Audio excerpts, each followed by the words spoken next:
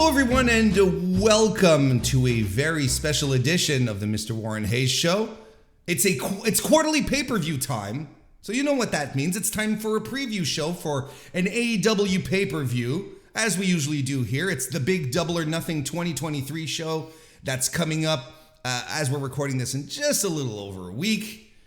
But we're going to be breaking it down, and I'm talking in the second person form, not because, I'm trying to cut a promo and sound better than I am. No, I actually have with me today, joining me live right now. This is what I do. I take a tangent and then I get sucked into a vortex of nonsense. Look, I've got the host of the Gentleman's Wrestling Podcast on Voices of Wrestling Podcast Network and a frequent contributor to WrestleNomics. Jesse Collings is with us. How you doing, Jesse? I'm doing great, Warren. I'm glad to be on this show. Warren, of course, you were a guest on my show about a month ago now. My show, The Gentleman's Wrestling Podcast, which people can listen to on any of their podcast app choices.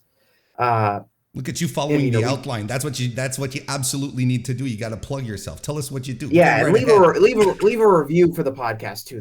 I'm also told that's very important to leave reviews of podcasts and make sure it's 5 stars. If it's a 3-star review, that's okay. You don't have to review it. But if you have a 5-star review, please review it. But of course, we talked about CM Punk and the CM Punk situation on that podcast, which I said was like a month ago. Which I don't think anything has happened in the last month to really change that podcast. Oh no, it's all very topical. And there's been absolutely no news about CM Punk since then. So, we won't sound out of date about things. But if people want to listen to that, they can feel free to check it out. But I'm very happy to return the favor. You were kind enough to appear on my podcast when we had never communicated via video chat before. So I'm happy to return the favor and do a little. They call this in soccer a home and home kind of split. What's a home and home split? Like I have cursory knowledge of soccer/football, but this is terminology that I am not aware of. What is home and home? You get a home game and I get a home game. Oh, okay, just simple as that. Yes, it's like a 2-leg kind of thing. Yeah.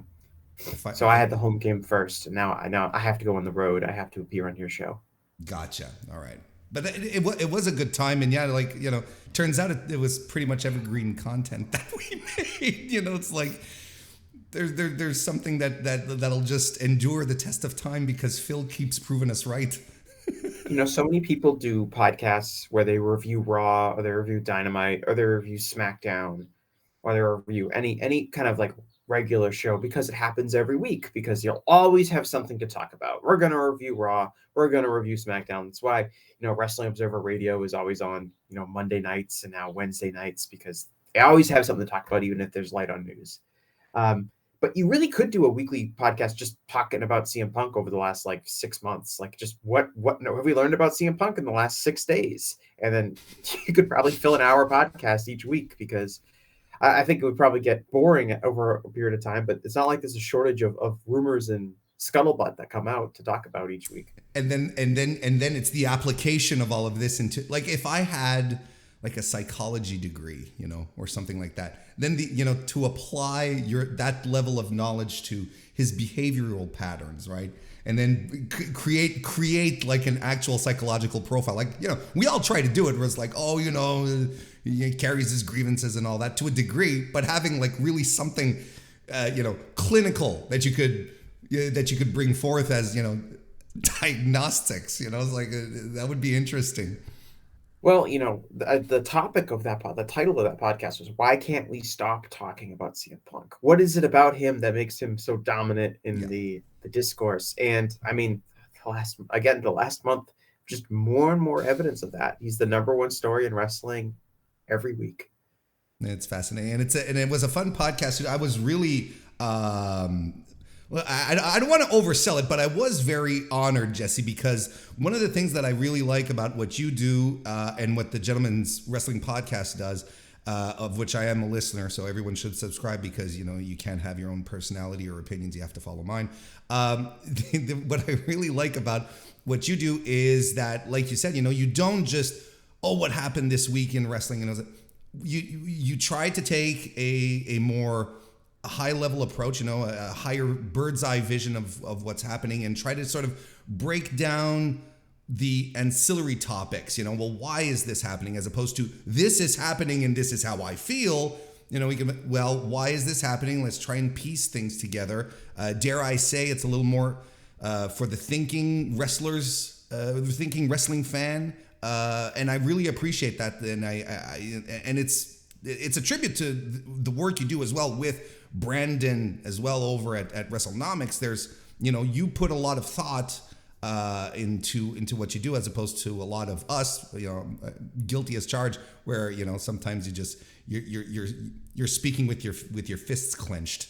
Well, I appreciate the kind words, Warren, and yeah, definitely, I've been doing the podcast not nearly as long as you've been doing this show, and how a lot of people have been doing their show. So I've kind of hammered around what do I want the podcast to be? What do I want it to say? What is going to be our hook for people, right? Sure.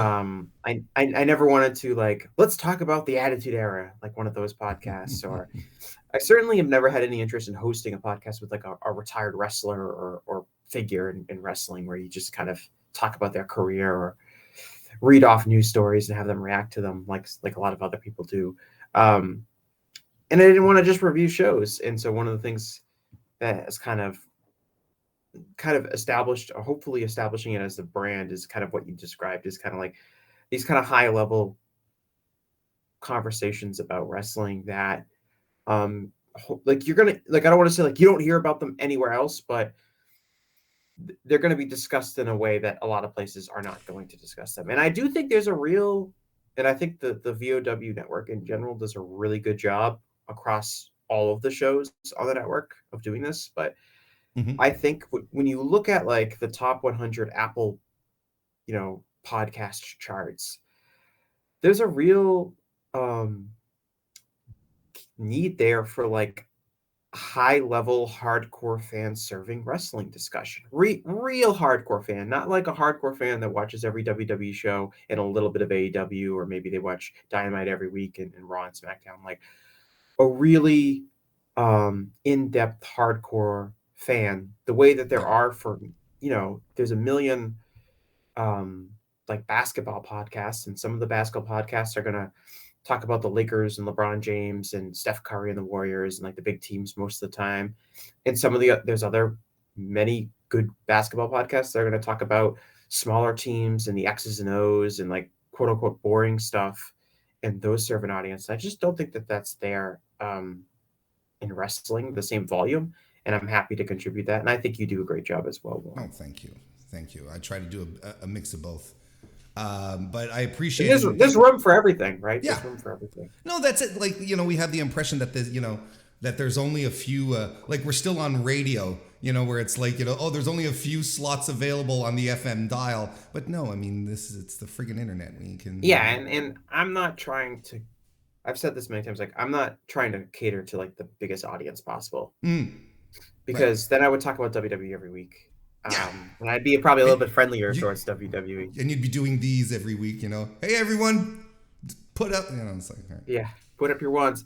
But it's more I know that there's probably a pretty small market on people who are going to listen to my show, but I want to serve those people, that small market, as best as possible. And basically, I just want to give a long form piece to allow me to talk about wrestling. That's really why all of us start podcasts, right? Exactly.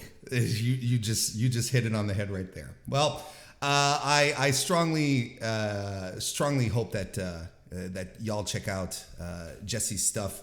As I said, he's also a frequent contributor on WrestleNomics, and it's a bit of a bit on the MrWarrenHayes show where I plug WrestleNomics every week because I'm always referencing the work that you all do, and So as per usual, there you have it, the weekly WrestleNomics infomercial, folks, right there.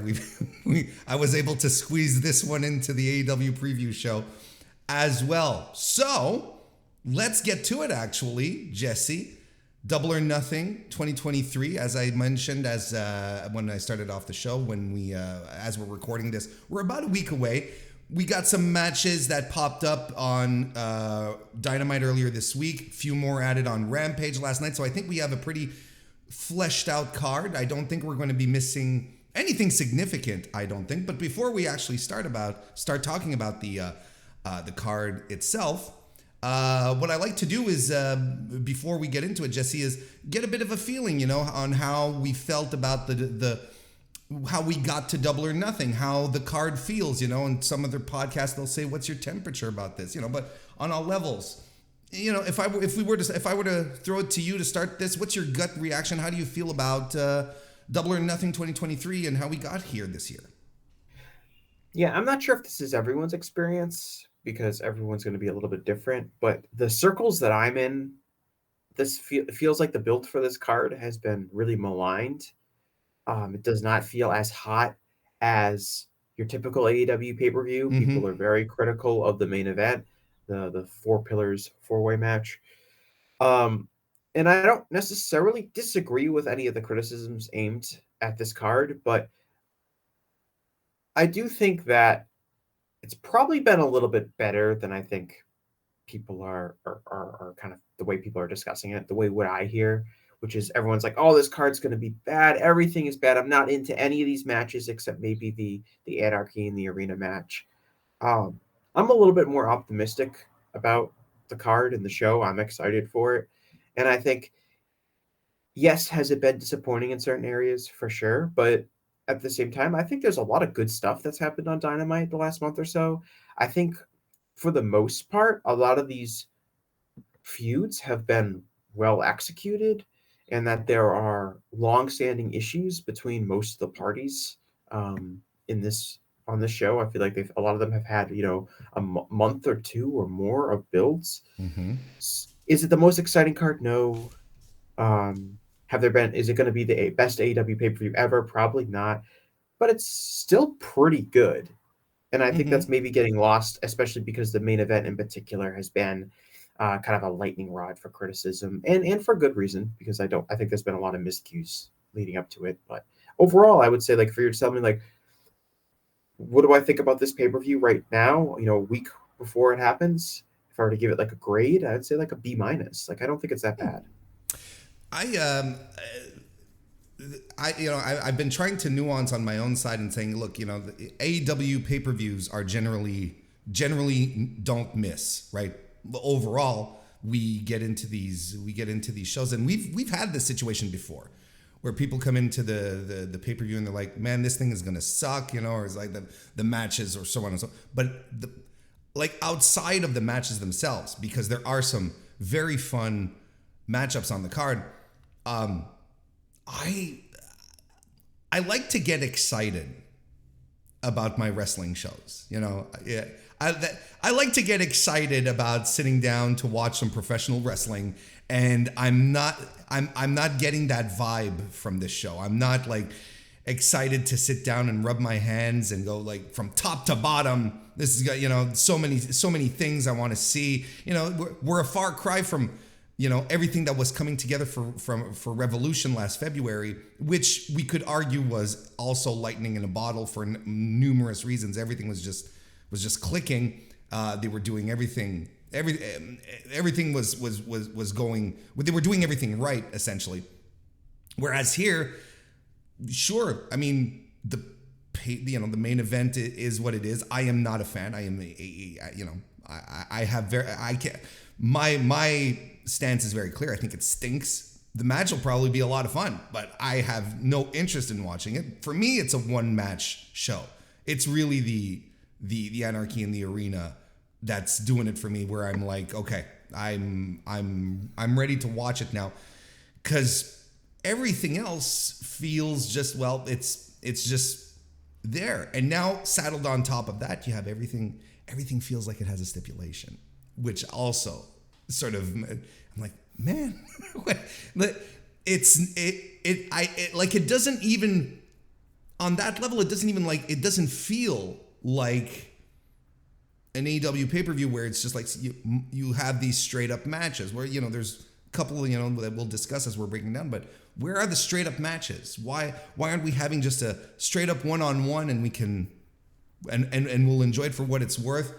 I don't know if it's I don't want to call it a desperation tactic, but if it's something that Tony decided to layer on because he's seeing the criticism. Well, he's seeing the criticism, and maybe he's like, oh, well, I need to add some spice to this chili here. I don't know. Does that make sense? Yeah, I know for sure. I think what you just described is, I feel like, the general consensus amongst people. People are into the Anarchy in the Arena match and the feud between the Elite and the Blackpool Combat Club, and everything else is, I'm not is forgettable. And I think, like you also said, like there's something about like AEW has established such a high baseline for its pay-per-views that even people that are really down on this show have pretty much admitted, like, but the show will still be good. And that's kind of been reflected. Dave Meltzer was talking about this earlier this week, talking about the pay-per-view buy number for this show. And his basically said was, we've had plenty of shows where people are like, the build's not that good. The pay-per-view number is going to do, much lower than it normally does. And they basically do the same every time. And he said that's largely because even if the build is not that good and there's not a ton of matches people are dying to see on the show, the fact is, when AEW has a pay-per-view, the matches are usually pretty good, and the show has a high level of entertainment value. And people feel like they get their money's worth, so they keep coming back, even if the build isn't necessarily as hot. I mean, the 4-pillar match, I think, like, pretty much everyone that I've talked to, even people that are like, oh, I don't like it, it's been terrible build, pretty much everyone is like, yeah, but the match itself is going to be good. Like, these guys are going to try to kill each other to have a great main event. And so is that going to get money from people? Yes. But at the same time, I think what you said is very valid in the sense of, like, yeah, the show will be good, but I also like to be excited. And part of the fun is, oh man, I can't wait for 7, 8 o'clock, to roll around so I can turn on the show and I can, I just ordered my pizza. I've got some drinks in front of me. Like, I've got friends coming over, whatever you're doing for the pay-per-view, like getting hyped up for the show. And that buzz just is not there for Double or Nothing. No. And, you mentioned this. Yeah. And you mentioned the stipulations. Like, that's one of those things where it's like, I think for some reason, wrestling fans are like in a consensus agreement that, like, an ideal wrestling card for pay-per-view seems to be like, if you have 8 matches on a show, like 6 of them should be basically traditional matches. Maybe you have tag matches or whatever, but they should just be regular wrestling matches. Is that wrong? Is that not a good idea? Well, what I'm pointing out here is that, and then like you have one, match that's like a street fight, and then you maybe have another match that is like, maybe it's a cage match or a ladder match or something like that. Yet, like, pretty much every pay-per-view, I feel like, especially every AEW pay-per-view, has like half of the matches at the minimum are like a stipulation match. And those are all well received. So, and I have the same concerns that you have in the sense of, let's look at, if you look at just the stipulations on this card, right? We've got, a battle royal. We've got a ladder match. We've got the Anarchy in the Arena match. All the stars are here, Jesse. All the stipulation stars are here. There's a 4-way match. There's the Chris Jericho unsanctioned Adam Cole match, which is essentially another street fight match. It has, so like it's loaded up with these stipulations, and I think wrestling fans in general will say that's too much. I don't like it. That's not. It's watering down all the stipulations by having them in every match. How many times are we going to see somebody go through a table? How many times are we going to see somebody get hit in the back with a Singapore cane or whatever? Yeah. Why do I feel like when they do all those things, they'll all get over with the crowd and people will be into most of the matches? But I there's always a part of me that goes, is this a wrestling coverage problem? It's like, because I have that type of thought when it comes to people making a point that that AEW pay-per-views are so long, right? And when they ask Tony Khan, like, why are your pay-per-views so long? And I'm like, this is a wrestling coverage problem. This is a wrestling content creator problem, that the shows are too long. Because if you're an AEW fan and you get one pay-per-view every 4 months, you're like, nah, I'm good to sit down 5 hours. Not a big deal. Let's do it, But if you're covering, or you feel like you need to cover everything, right? There's 2 levels to this. then it becomes an issue. So is this maybe something, look, I actually voiced it. I said it's like there's stipulations all over the place and it irks me. But is it a me problem? It could be. After all, I review wrestling based on my own sensibilities. So it's like, sure. And it could be a me problem where I'm like, I don't need all of these bells and whistles. I don't need all of this gimmickry to get me involved in a match. I watch a lot of Apero. Maybe that's the issue as well. How much is it a problem that, or an issue that we create for ourselves? You know what I mean? Yeah, I mean, I'm really interested in like the logic you're using to say, I kind of agree with you. Like I'm in the same boat where I'm also like, why do we have so many stipulation matches? Can't we have like one or two and then the rest of it could just be, guys and girls just going out there and wrestling each other in a standard test of grappling skill? And the logic you're using is totally understandable in that if you have stipulations in every single one of the matches, it waters everything down. But part of me is really fascinated in the fact that we say that, and yet I feel like all the matches get over. It's the same thing. Like I know. There's a level, like, I think I'm really curious about this. Some, like the hardcore wrestling fans, often have these kind of rules of thumb that they have for their own, like for the product of what makes a good wrestling show. Mm-hmm. And oftentimes promotions will violate those rules and it still works and it still gets over. Sure. And there's certain things like I'm really fascinated by the tables spots in general, right? Table spots take place on every show. Mm-hmm. Table spots have been taking place on every show for 20 plus years. Sure. We've seen people go through tables in every conceivable way. We've seen people fall off structures through tables. We've seen every single move done through a table. We've seen every move done, off the apron into a table, off the top rope through into a table. We see table spots every single conceivable way, and we see them every week. Sure. Yet table spots have never been more over. Anytime it's going to happen on this show, anytime someone starts brawling outside the ring or a little bit of, weaponry gets introduced, the crowd chants, "We want tables." To the degree it's kind of annoying where it's like, all right, guys, like, please enjoy this match and not just demand tables, live audience.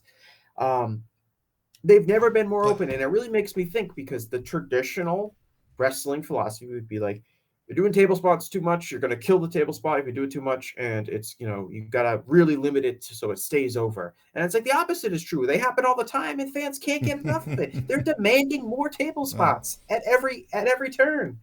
And that really makes me think about like a lot of these rules that we have for ourselves, and whether or not they actually matter and whether or not they actually bear any fruit.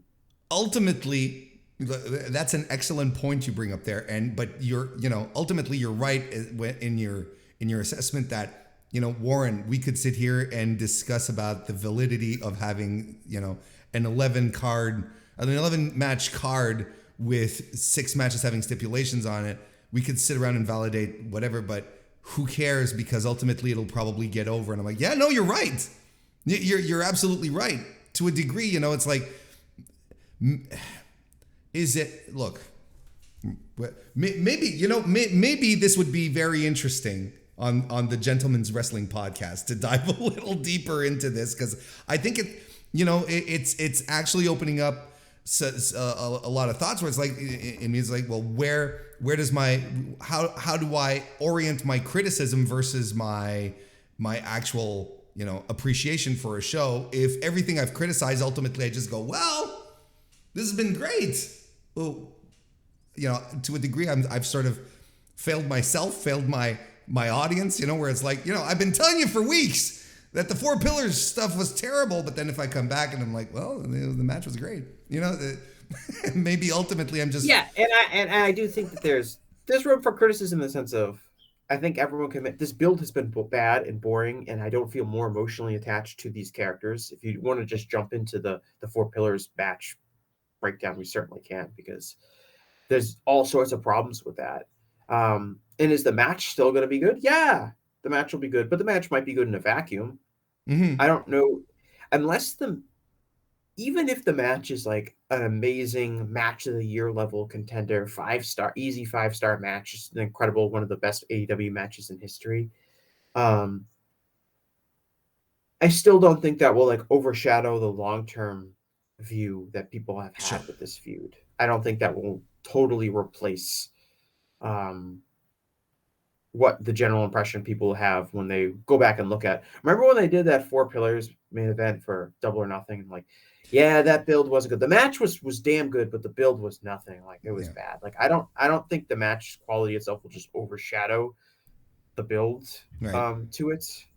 And I think, and a big part of it is because it's not like any these 4 wrestlers that are involved. It's not like they're going to go away after this match on next week. They're going to have to continue on with their careers in AEW, and I'm less bullish on a lot of them than I was before they started the build for this match. And that's ultimately the ramification. We'll probably dive a little deeper in this, but real quickly, since we're talking about the build and all of this, and how excited are we? One of the tangible KPIs that we can take a look at in regards to how a pay-per-view is doing are ticket sales, of course. And right now, it's part of this story of Double or Nothing, and one that we're attributing to the build, especially, usually you turn to your main event, right? But last that we've heard from, at least from WrestleTix, the arena is set up for what, like 9,800 tickets, I believe, 9,800 seats. And we haven't cracked 9,000 sale or tickets distributed, if I'm not mistaken, or have we? I think we have. The number, the number I saw, which was in last number I saw, which was in the Observer that I read yesterday, was that I believe the number I saw was, I think, 7,300 tickets sold have been tickets distributed. Wow. The important word here is distributed, because sold, some of these tickets are comps for sure. Yeah. We don't know how many of them, but we just going by the map. That's nonetheless an indicator of how well your pay-per-view is captivating the imagination of the fans, right? Last year, Double or Nothing was 14,000 tickets, 14,000 people at least, sitting in that arena. We're not close to that. We're not even, if the Observer number is correct, well, it's about half the tickets of last year.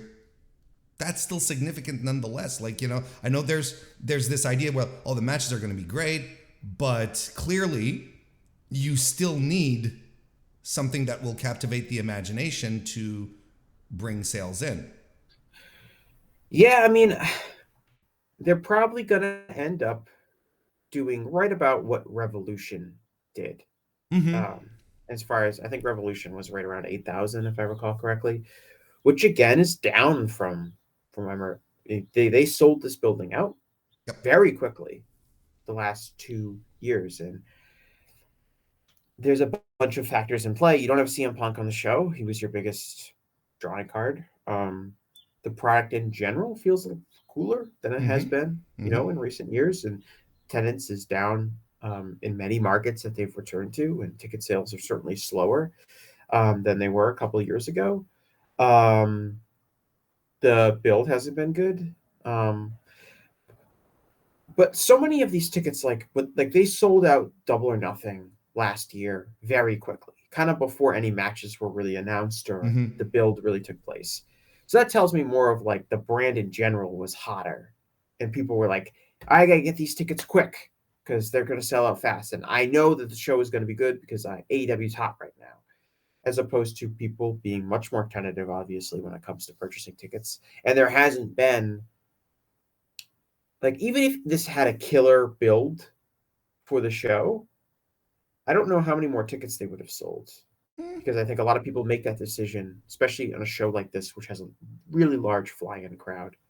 Um, I think a lot of people make that decision, you know, further than like a month away of whether they're going to fly from to Las Vegas on Memorial Day weekend. Um, I just think this is more reflective of where they're at as a company when it Sure. comes to selling tickets, than necessarily the build. And there's a bunch of other factors that go into play. Tickets are more expensive, and the other things like flights and hotels are also more expensive than they have been in recent years. Um, you have Double or Nothing, or you have Forbidden Door, which is next month, which is in Toronto. I think there's probably some fans that picked between Forbidden Door and Double or Nothing, and they chose Forbidden Door because of how great that show was last year and how special that event feels each year because of its connection with New Japan Pro Wrestling. I think WWE being, hotter than they were last year, and people who are maybe traveling fans, or maybe they didn't go to the Royal Rumble, or maybe they didn't go to WrestleMania, or maybe they didn't go to SummerSlam in previous years and instead went to Double or Nothing. And now they're picking between, do I want to fly to Double or Nothing, or do I don't want to fly to SummerSlam? Did I want to go to WrestleMania, or do I want to go to Double or Nothing? They chose, and they chose to go to WWE because WWE is hotter than they were a few years ago. Mm-hmm. So I think all of those factors, I think, are in play when we're just looking at attendance. But does the build hurt? Yeah, it definitely does. Yeah. Definitely get more people making that decision, especially locally. Um, I in think I CM Punk. yeah, I think you get a really hot main event. Because I don't disagree with you on any of the economics, right? On the everything more expensive thing, absolutely. And you know what? It's a really good point that you pull up with Forbidden Door too, because the Canadian dollar right now is in the pits. So it's like an American coming up north, you'll be like, oh boy, is this how the 1% lives, kind of thing, you know? So it makes sense even on that level. But I also believe you get a hot main event, you get like two top guys, and it's burning hot. People will scrounge every penny they have to get to that show. That's also how I feel. Yeah, and I think that there's something really noticeable about like Forbidden Door selling out instantly, and Double or Nothing and Revolution not doing nearly as well. Mm-hmm, And I do mm-hmm. think that Well, not having, there's different factors too. Well, just the fact that it's in Toronto, right, and where they had a first yeah, experience that went really well, and now it's coming here. Like I myself, I live a day's drive away from Toronto, but I'm going. Like there's, you know what I mean? Like there was no way yeah. this show was coming so close, and I wasn't going to make the And even trip. just locally, like Toronto is a way better market than Las Vegas. It's much larger Sure. from a metropolitan population standpoint. Mm-hmm. And it's also more like you're a day's drive away. I'm not going, but I'm also like a day's drive away or a very short flight And it's also a travel hub, away. and it's a travel Right. hub as well. Yeah, you do come. If I'm coming from the U.S., are coming international, which adds a little bit of wrinkle to it. But Sure. Toronto's also one of those markets. It's not that far from New York City. It's not Mm-hmm. that far from Chicago. It's not that far from Detroit or Cleveland or Philadelphia or Washington D.C. It's an accessible travel point. But I think a big factor is AEW is 4 pay-per-views. They have 5 pay-per-views per year.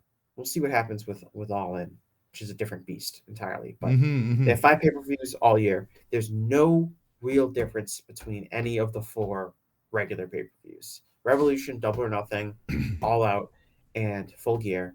There's nothing distinctive about them except Double or Nothing always happens in Las Vegas, and All Out happens in Chicago. That's a very There's good nothing. point, actually. There's nothing different about them that makes them kind of feel special, regardless of what matches are going to be on the show or Mm-hmm. what programs you have and how hot things are. Forbidden Door is a show that is special. It's a once a year you're going to have this New Japan versus AEW crossover show, and they've only had one show before, and it was incredibly well received, and it feels special, and it feels like a show that you have to go to. What's the difference between Double or Nothing or Revolution? Or Full Gear Raw? They're all kind of, Not there's really. nothing Yeah. outstanding. Like WWE's done a great job with WrestleMania and the Royal Rumble, and to a lesser extent Money in the Bank, because those shows feel special because One is WrestleMania is WrestleMania. It's got the nostalgia and the history behind it, and it's always been promoted as the biggest show of the year without any other show in WWE's calendar being able to compare to it. Except that one year where they had that Saudi show, which was at least as big as WrestleMania. What was I can't remember the verbiage that they used, but it was hilarious. At least comparable to. Anyway. Right. In the Royal Rumble and to a lesser extent Money in the Bank have these matches that are always on the shows that are well received that you can kind of just sell without really, doesn't matter who's going to be in the matches or anything like that. People are going to want to go to them and see them.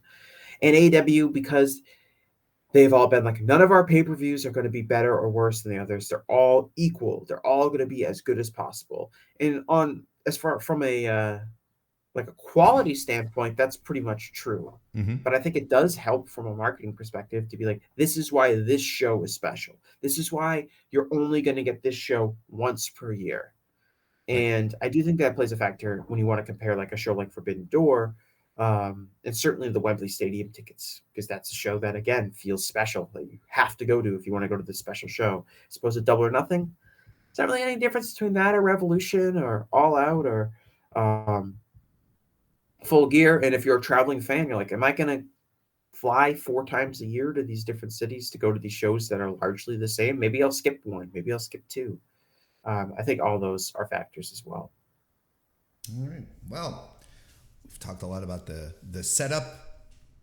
Let's go right into the show then. So what we'll do is we'll go down match per match, give our thoughts on it, so on, general talk, and most importantly, Jesse, give our pinpoint specific predictions, which I will hang over your head right up until Double or Nothing next week. So get ready. Gotta be right. I'm gonna put a little record next to my name next time I'm on the show. Just what I got. Yeah. Next time, yes, or I might mail you a medal or something. Second place. That would be second place. It's already ready. It's got your name engraved in it, so whatever happens. Okay. Let's go from the bottom up here as they're set up here on the Wikipedia page. Let's just go right ahead, starting off with the unsanctioned match where Adam Cole is going to be taking on Chris Jericho. This was made on Rampage last night as we're recording this on the May. What was it? The May 19 edition of Rampage.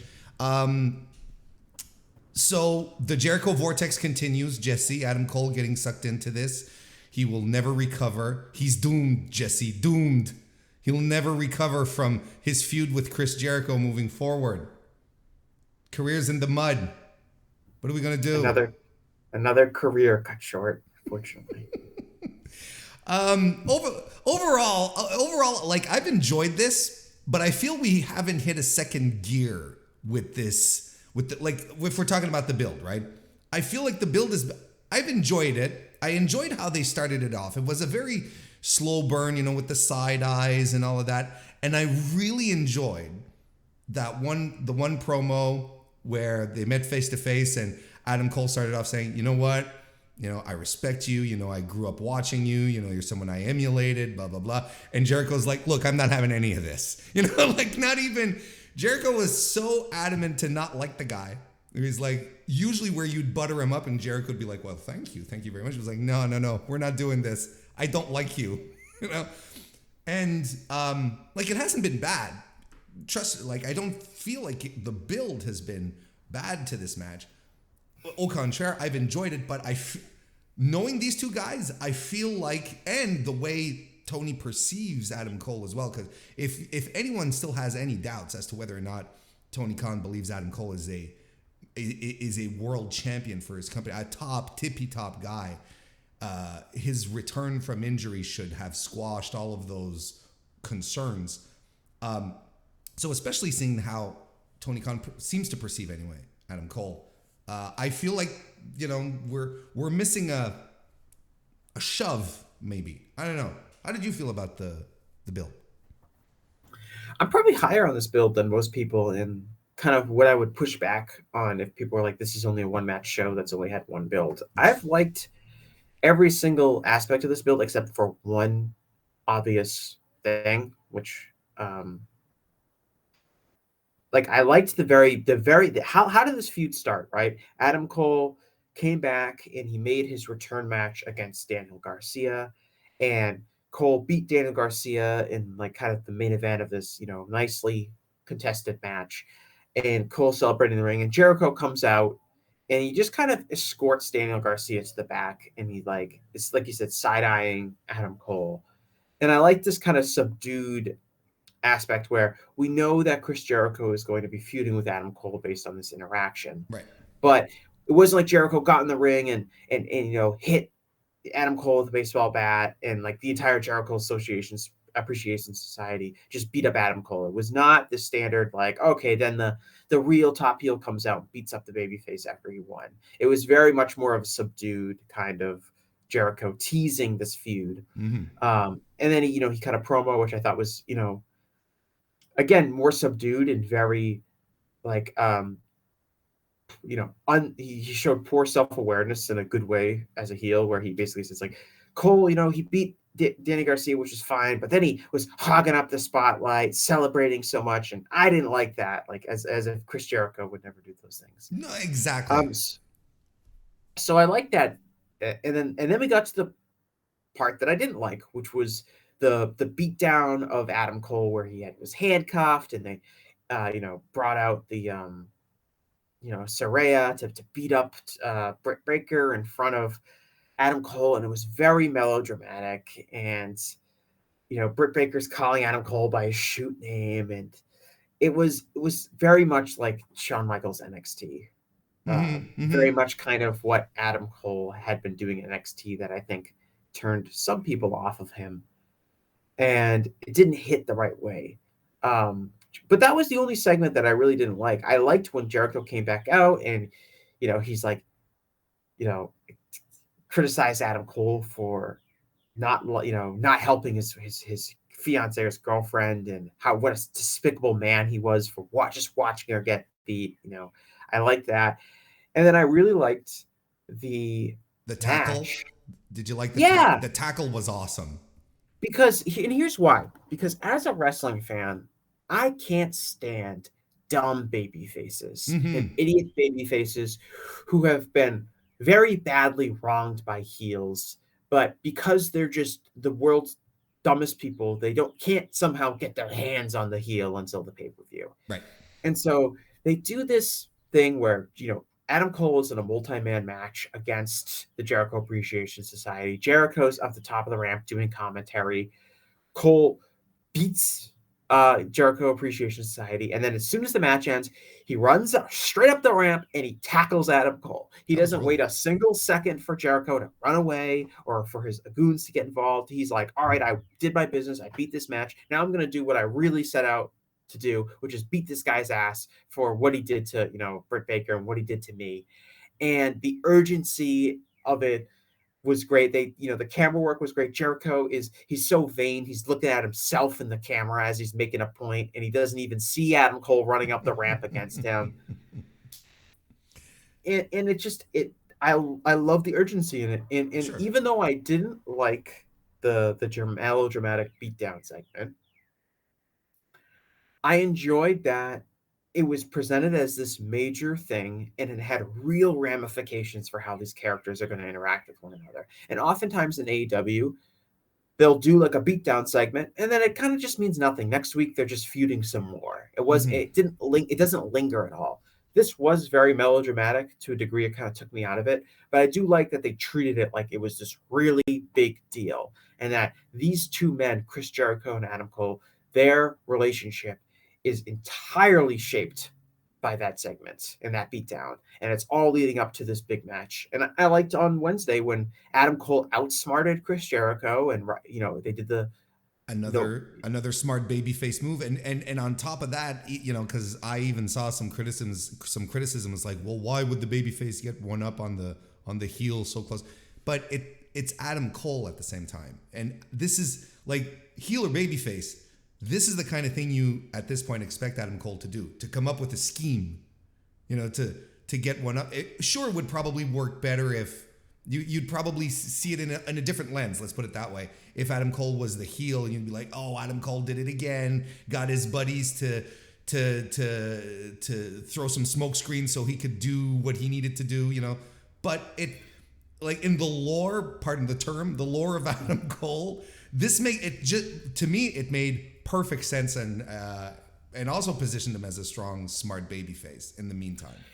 Yeah, and I think traditional in pro wrestling, right? They tell you, the heel gets the one up on the babyface, and like I said, the part of building towards a pay-per-view is that you're finally going to get a chance to see the babyface get his hands on the heel. Keep them apart. Right, keep them apart. Have the heel outsmart the babyface in the weeks building up. So you want fans to finally see the heel get his comeuppance. But I think that logic makes it harder for babyfaces to get over, because it's hard to get support for babyfaces who are dumb. And as a wrestling fan, you're like, I like the heel because they're smart and they're intuitive, and they are using everything that they have to gain a competitive advantage. And those are the people that are often going to be more interesting to fans that are watching. And I like that they booked Adam Cole, is that he's not stupid. And like you said, it's not like Adam Cole turned babyface and now he's really stupid. And that happens sometimes, which is a smart, conniving heel. A wrestler can be a smart, conniving person when they're a heel, because that's what being a heel calls for. And then suddenly they lose 50 IQ points and are an idiot babyface when they suddenly become a good guy, because that's what that role calls for. And I don't think pro wrestling should be presented like that. One of the reasons I was really liked, I know some people were down on Hangman Page's AEW World Title run, but I really liked it largely because Hangman Page was presented as a smart person that, the heels would come out and they'd act like, we got you now, Hangman. And Hangman's be like, I'm smarter than you. I'm going to, run out and I'm going to, beat you up, or I'm going to have friends that are watching my back. And I'm going to do this thing where the baby faces outsmart the heels, and people like that. Steve Austin outsmarted Vince McMahon pretty much every time. It wasn't sometimes there was heat at him, but most of the time it was Vince thinking he's got Steve Austin right where he wants him, and then Austin outsmarts him, and people loved that, and it helped get Steve Austin's the greatest babyface in wrestling history because of it. At some point we lost that, and it became this thing where heels got to be smart and get all the heat, and then the baby faces are idiots. And that's how the story has got to be told. And that's one of the reasons I really like this build for the show. And I think they're going to have a really good match. I'm really, honestly, I'm super looking forward to it, because these are two great in-ring storytellers. You know what I mean? That's what I'm really most looking forward to. And being able to just do whatever they want, go completely no DQ on this, whatever. The sky's the limit on this one. Chris Jericho is super creative. Adam Cole is super creative. It's a win. This match is absolutely a win. So when you threw out, it's a 2-match show now, as opposed to my 1-match show, I'm a little more pumped. This is probably the match I'm most looking forward to outside of the Anarchy in the Arena match, but because the elements are there, it's going to be too good to be not good. That's that's the quality kind of analysis you get here. It's going to be too good to be not good. Who do you think is going to win this match? Conventional wisdom would say Adam Cole, right? Because of his big return. Like I said, I think Tony has big plans for him, and I think it's important to, I think he should be heated up appropriately. But seeing how things have been happening over the past few weeks, I would not be surprised if Jericho gets a win here with his boys or not. Look, Adam Cole has boys now. He has, he's got Roderick Strong to watch his back as well. He's not completely devoid of any help. Maybe even a Kyle O'Reilly popping up as a nice little extra surprise. I'll tell you what, if this match starts the pay-per-view, Adam Cole is winning. That's my official prediction. If this is the opening match, Adam Cole goes over. And I think it makes sense. But I think it also makes sense for Chris Jericho to win and squeeze a little more juice out of it. and I think that's a good potential.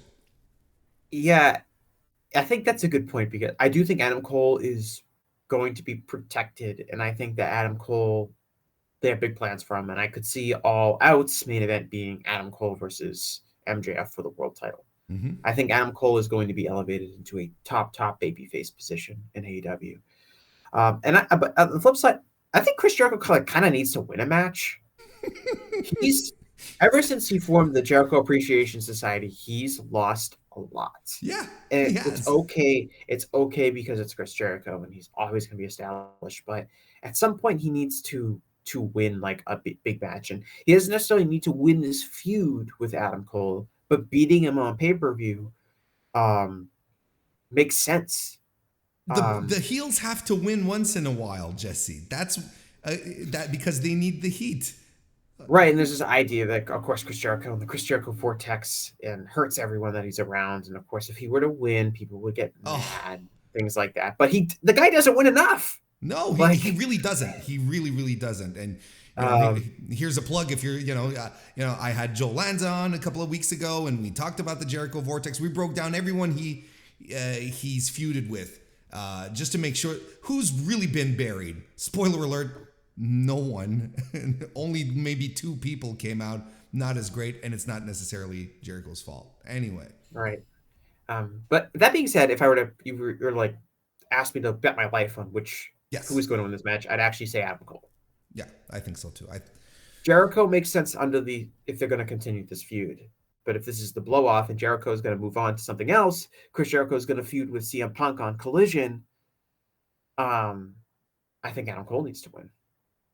Adam Cole needs to win this engagement in the end. If this is the last match, then he's definitely going to win.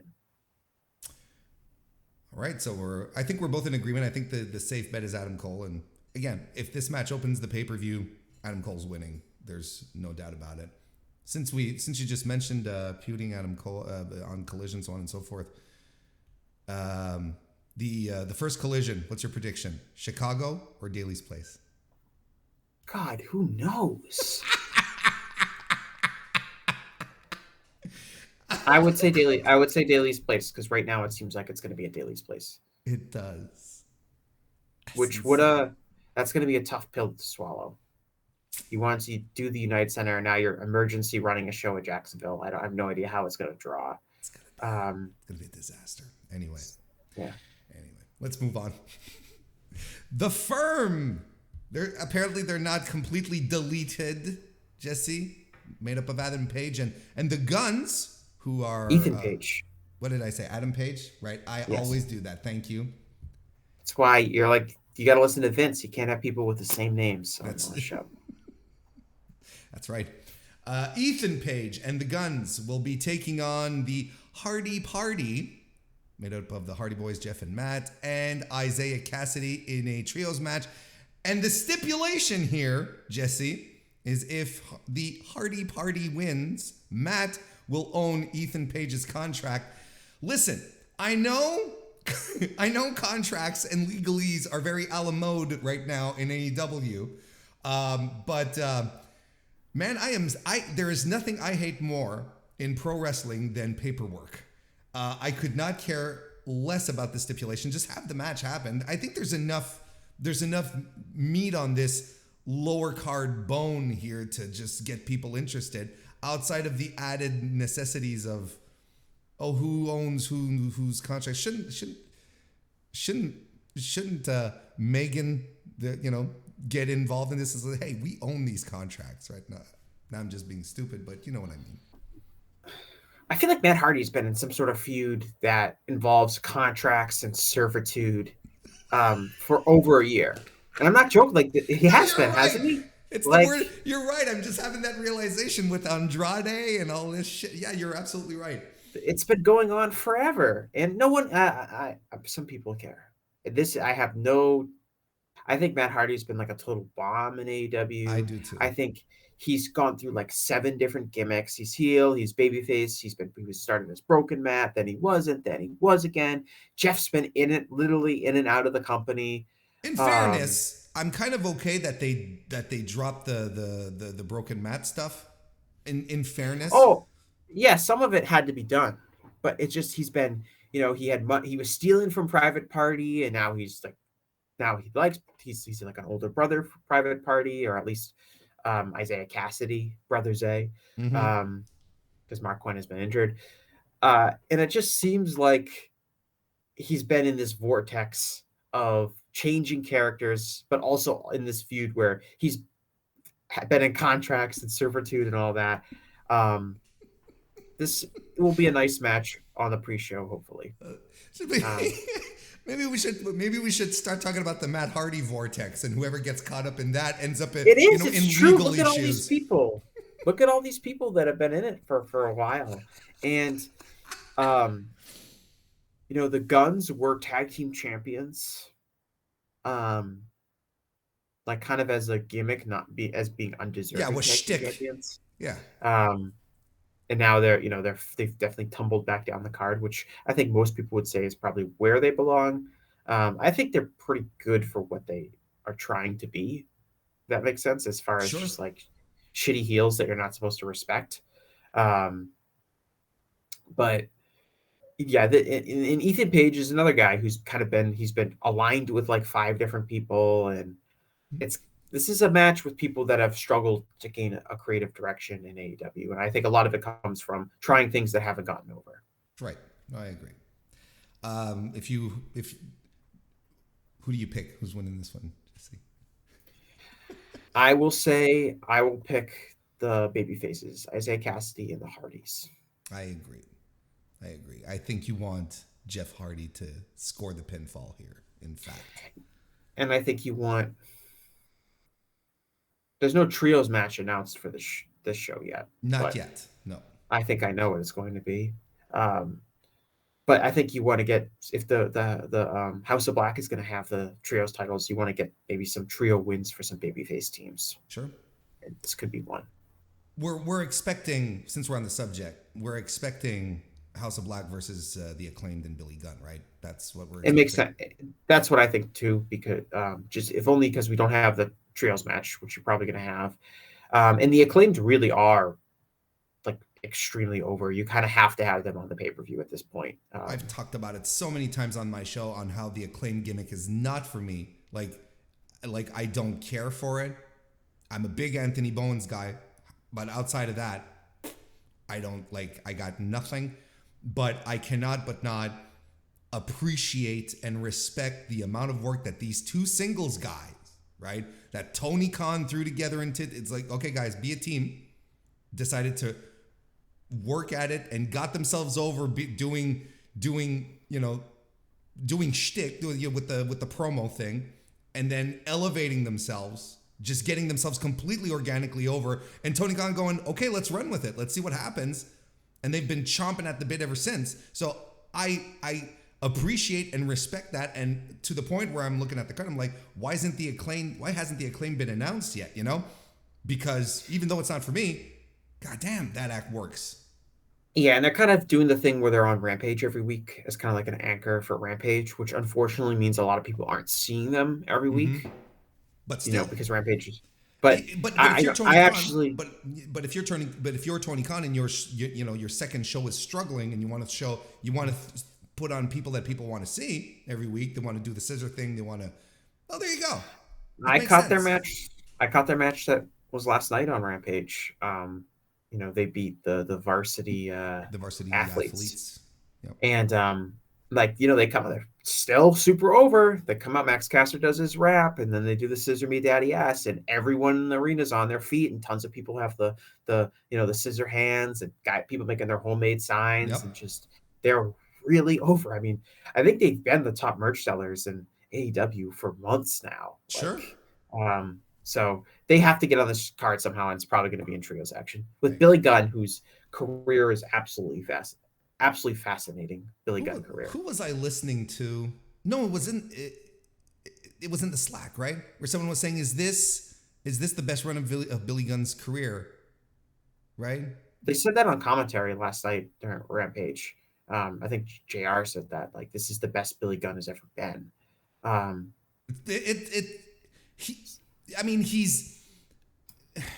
I described him as having the closest body to superstar Billy Graham that we Ah, have that was today. you. Okay. That's what I. All right. All right. That's what I was thinking of. Yeah. I mean, he as far as being over goes, it's close to New Age Outlaws prime here, right? Yeah, I mean, he's definitely more famous as part of the New Age Outlaws. But you could argue that Road Dogg and his kind of intro was really what was over about that tag team. Sure. Uh, Yes. And that's very and easy to argue, actually. and Billy Gunn, yeah, and Billy Gunn was kind of like the other guy who was a good worker Yeah. that could, carry some of the matches. But it was really like, Road Dogg was kind of the culture setter there. And obviously in the acclaimed, Max Caster is doing the rapping and he's over. But the Scissor Me Daddy Ass thing That's his thing. with Bowens, him and Bowens is really over it. I don't know. This might be like a fake like headcanon meta narrative that I've created for myself. But I just like the idea of Billy Gunn like seeing these two guys that are kind of like the way him and Road Dogg were 20 years ago, where they're a tag team and they get a gimmick over, and Billy Gunn's like, guys, listen to me. This is how you guys are gonna ride this thing for the rest of your careers. Yes, he's attached himself to it, but I like the idea of him being like there it gives me a sense of like real actual mentorship, which maybe Yeah. isn't it didn't actually happen. Um, but it But it makes gives me you that feel better when I impression. think about it. Yeah, that Yeah. he's like, guys, let me tell you, this is how you guys are gonna be able, even if 20 years from now AEW could be dead, or so you could still do this, on signings and stuff like that. This is how we do it. And like just kind of guiding them towards that, where you're gonna have merch money forever. Um, And then when you start doing WrestleCade, like in 2063, you'll still be able to sell the scissors and the scissor me stuff. Exactly. yeah, Yeah. and you can still Exactly. scissor with fans. You'll be able to Yeah. scissor with fans until Forever. even if you're in a wheelchair and you're 80 years old. Exactly. Exactly. Jade Cargill is going to be defending the TBS championship against Taya Valkyrie. They were we got dangerously close to 60-0 last night on Dynamite. Jesse, are you pumped? Did that get the juices flowing? Jeez, we were so close to 60-0, Jesse. No, I said Dynamite, I'll but I meant say, Rampage. Sorry. yeah, I'll say this. So I was like not a fan of the signing. I was like, I don't know what she's gonna do on this roster. I don't think she's that good of a wrestler. And I think you have younger prospects that you already have signed that need more TV time and in-ring Sure. work, and I just don't know what Taya brings to the table. That being said, I do think that they have made this match with Jade feel more important than pretty much any other Jade match that she's had. Um, really, since she debuted, the one of the issues I think with Jade is that she's in her own universe where she doesn't wrestle any of the top women in AEW. So she has this, and it's weird because she has this title that apparently none of the top women actually want. Don't want exactly. And it's a way to protect Jade because you don't want her to be put with some of these people. But it's weird. So Jade's had this undefeated streak, but she's mostly just wrestled, lower card people in AEW. I don't think she's wrestled Britt Baker, Jamie Nope. Hayter, Nope. Tony Storm. Nope. Um, Her the top the highest level of competition she's had was Athena.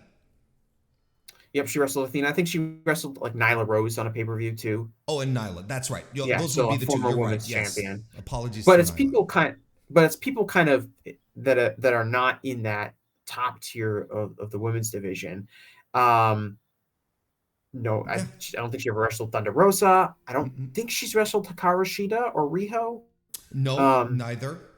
So there's all these women that they could have paired her with. They don't. She tends to wrestle like Layla Gray, Anna Jay, Ty. yeah, Sky Blue, like all of these people that just Red are Velvet. at a different level, and it's led to just no one really believes that our match she's going to lose to these people. It seems like they're just killing time before she wrestles someone that people actually might see as a similar kind of star. But I do think Taya's kind of gone a little bit close. I do not think Taya Valkyrie is going to beat Jade. Really? I don't. Okay. I'm so shocked. You think Taya is going to win? Listen, I am sick of the Jade universe. I'm sick of the title being around. Sick in the sense that it's dull. Okay, and as we like to say oftentimes, bad is all right, boring is the worst, right? And I think everything about the TBS title right now is dull. And I don't want to hang my hat on Jade Cargill being Green Swan and so forth. It's mostly a booking decision, because I see two things happening right now in professional wrestling that hurt my perception of the TBS title. The first one being very at home, being Orange Cassidy in the international title, where commentary is talking about how he's on a winning streak. He's defended the title 20 plus times now, and they keep putting that over week after week. And I feel legitimately everyone's excited about it. I get excited when I see Orange Cassidy these days. I'm like, there's the workhorse. There's our guy. There's the guy who'll come out who is over and will deliver a good to great match, depending on the week, depending on the opponent, systematically. And people are excited about, he won again. It's like, fantastic. Orange is our guy, right? Whereas you compound this with the 59-0 streak, and everyone shrugs. Everyone's like, who cares? I don't care. Meanwhile, there's a guy who's building another streak, and they're talking about it, and it feels real. It feels legitimate. It feels exciting, right? So that's one thing. And then the other thing is that in the meantime, you have her, who is indeed, who, as you mentioned, is squashing all of her opposition, who doesn't seem to be getting any offense, and she's working with these under people, right? These people who do need more seasoning, and Jade is one of these people who needs more seasoning. And despite that, we're getting Jade Cargill wrestling people who are not the top tier, and we've heard this multiple times from multiple wrestlers. I've spoken with wrestlers. They all tell me the same thing. The more you work with talented, well-traveled, well-seasoned wrestlers, the better you will get. So, of course, if Jade is only having matches with, and again, no disrespect, with Red Velvet versus a Toni Storm, right? Again, no disrespect, but there's a gap between those two. If she keeps wrestling these people, she'll never reach that other level at the same time. And it's all very weird to me, and it's stuff that makes me push back on Jade and the streak at this point, where I'm like, we need to just stop this at this point. I agree. It's getting close to when she needs to lose. I don't see Taya as the person that they want to have beat her. It really feels like so. The question is who then? Okay. Because right, and for a while it was supposed to be Chris Statlander, and everyone's still holding out hope for Chris Statlander. Well, that's what I think. I think Tony. This is Tony Khan, right? So I think the original plan was Chris Statlander is going to feud with her, and Chris Statlander is going to beat her for the TBS title. Chris Statlander got hurt. She's been out for close to a year now, I think. Mm-hmm. Should be coming back pretty soon. Maybe she's coming back on this pay-per-view. And then then we get to it, and that kind of explains why Jade has been killing time for such a long period of time, because they're saving the Statlander feud, which I don't think that's a good idea. I think it's hurt Jade. I think it's hurt the title, as for all the reasons you mentioned. It would have been fine for Jade to drop the title. And Matt, look, I would have booked this in Taya in Canada, her surprise arrival. I would have had her to run in and beat her for the title. And Jade has all then the shit heel explanations she needs. I wasn't prepared. I was supposed to fight someone else, blah, blah, whatever. She'd have, the wall of excuses, and then she can win it back. It would actually be more interesting than the friggin' streak that means nothing. Yeah, and it means nothing because she hasn't beaten anyone that anyone cares about for the most part. The way I see this match going, I liked their first match for what it was. I didn't think it was that bad. The Taya versus Jade Cargill match, and they did the stipulation where Taya couldn't use her finishing move, and they played into kind of accosting her that she didn't have that in her pocket. The stipulation for this match doesn't exist, so I do think we're going to get a really convincing near fall where she's going to hit, her finisher move, and I do think Jade's going to kick out, just because I think they're saving Jade's loss to someone else. But it is time for something else to happen for Jade Cargill. And you can't just be a winning streak. Nope. Okay, and I'm not. Yeah, Nope. We know we don't need. that. We don't need. We don't need Scott Hall, the ghost of Scott Hall, to run in and hit her with a cattle prod. We don't need that to happen. With the But extra sound, with the electrical extra sound effects coming through. but um, God, I love pro wrestling. there has to be something else needs to happen with her. Yes. I think for her to regain some momentum that she's lost. She's existed in this pocket universe. And you're right. Like, she hasn't had a big match. Like, this is probably, but I agree. This is probably the match that feels biggest for her since the Shaq match. Really, it's like I still go back to the Shaq match, the tag team match, as the match where she felt the most important. That felt that felt biggest. And no one else has no one else has held this TBS championship. No. Before. So since she's only defended it for the most part against the lower card people and none of the top stars seem to want it, it's like kind of feels like the FTW belt. Like it's like not like a real title belt. It's a vanity piece to help a wrestler complete a wrestler's look. Basically, it's not a major title belt. Are you telling me Taz would have come up with a title to just complete his look, just to make him look like a badass? Really? What? That's what the TBS title is. It's something for Jade to hold and Jade to appear on if she's ever going to appears on media and things like that. Oh, she's a champion. She's got this, but she doesn't actually have the championship that everyone else is vying for. She has this weird consolation title. So you think Jade is going to retain? Yeah. I'm holding out hope that Taya gets it. Honestly, frankly, I am ready to move on, Chris Statlander or not. But you make a lot of sense because yes, this is Tony Khan, and this was the plan.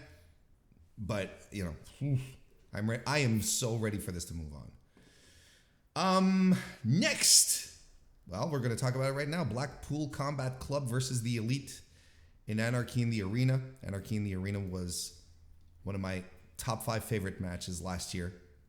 It was everything I love about pro wrestling. No, not top 5. It was in my top 10. Sorry. It's everything I love about pro wrestling. Don't get carried away. No. I got to pump the brakes. But I did love it. I love the chaos. And if this becomes, AEW has tried to reclaim a lot of stipulations, or the strap match, for instance, right?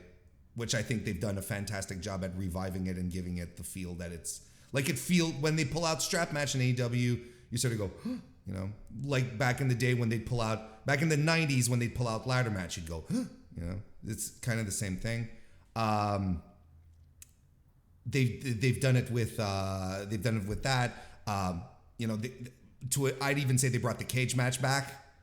Yeah, they make the cage match feel important. But bringing back these old school, these existing stipulations.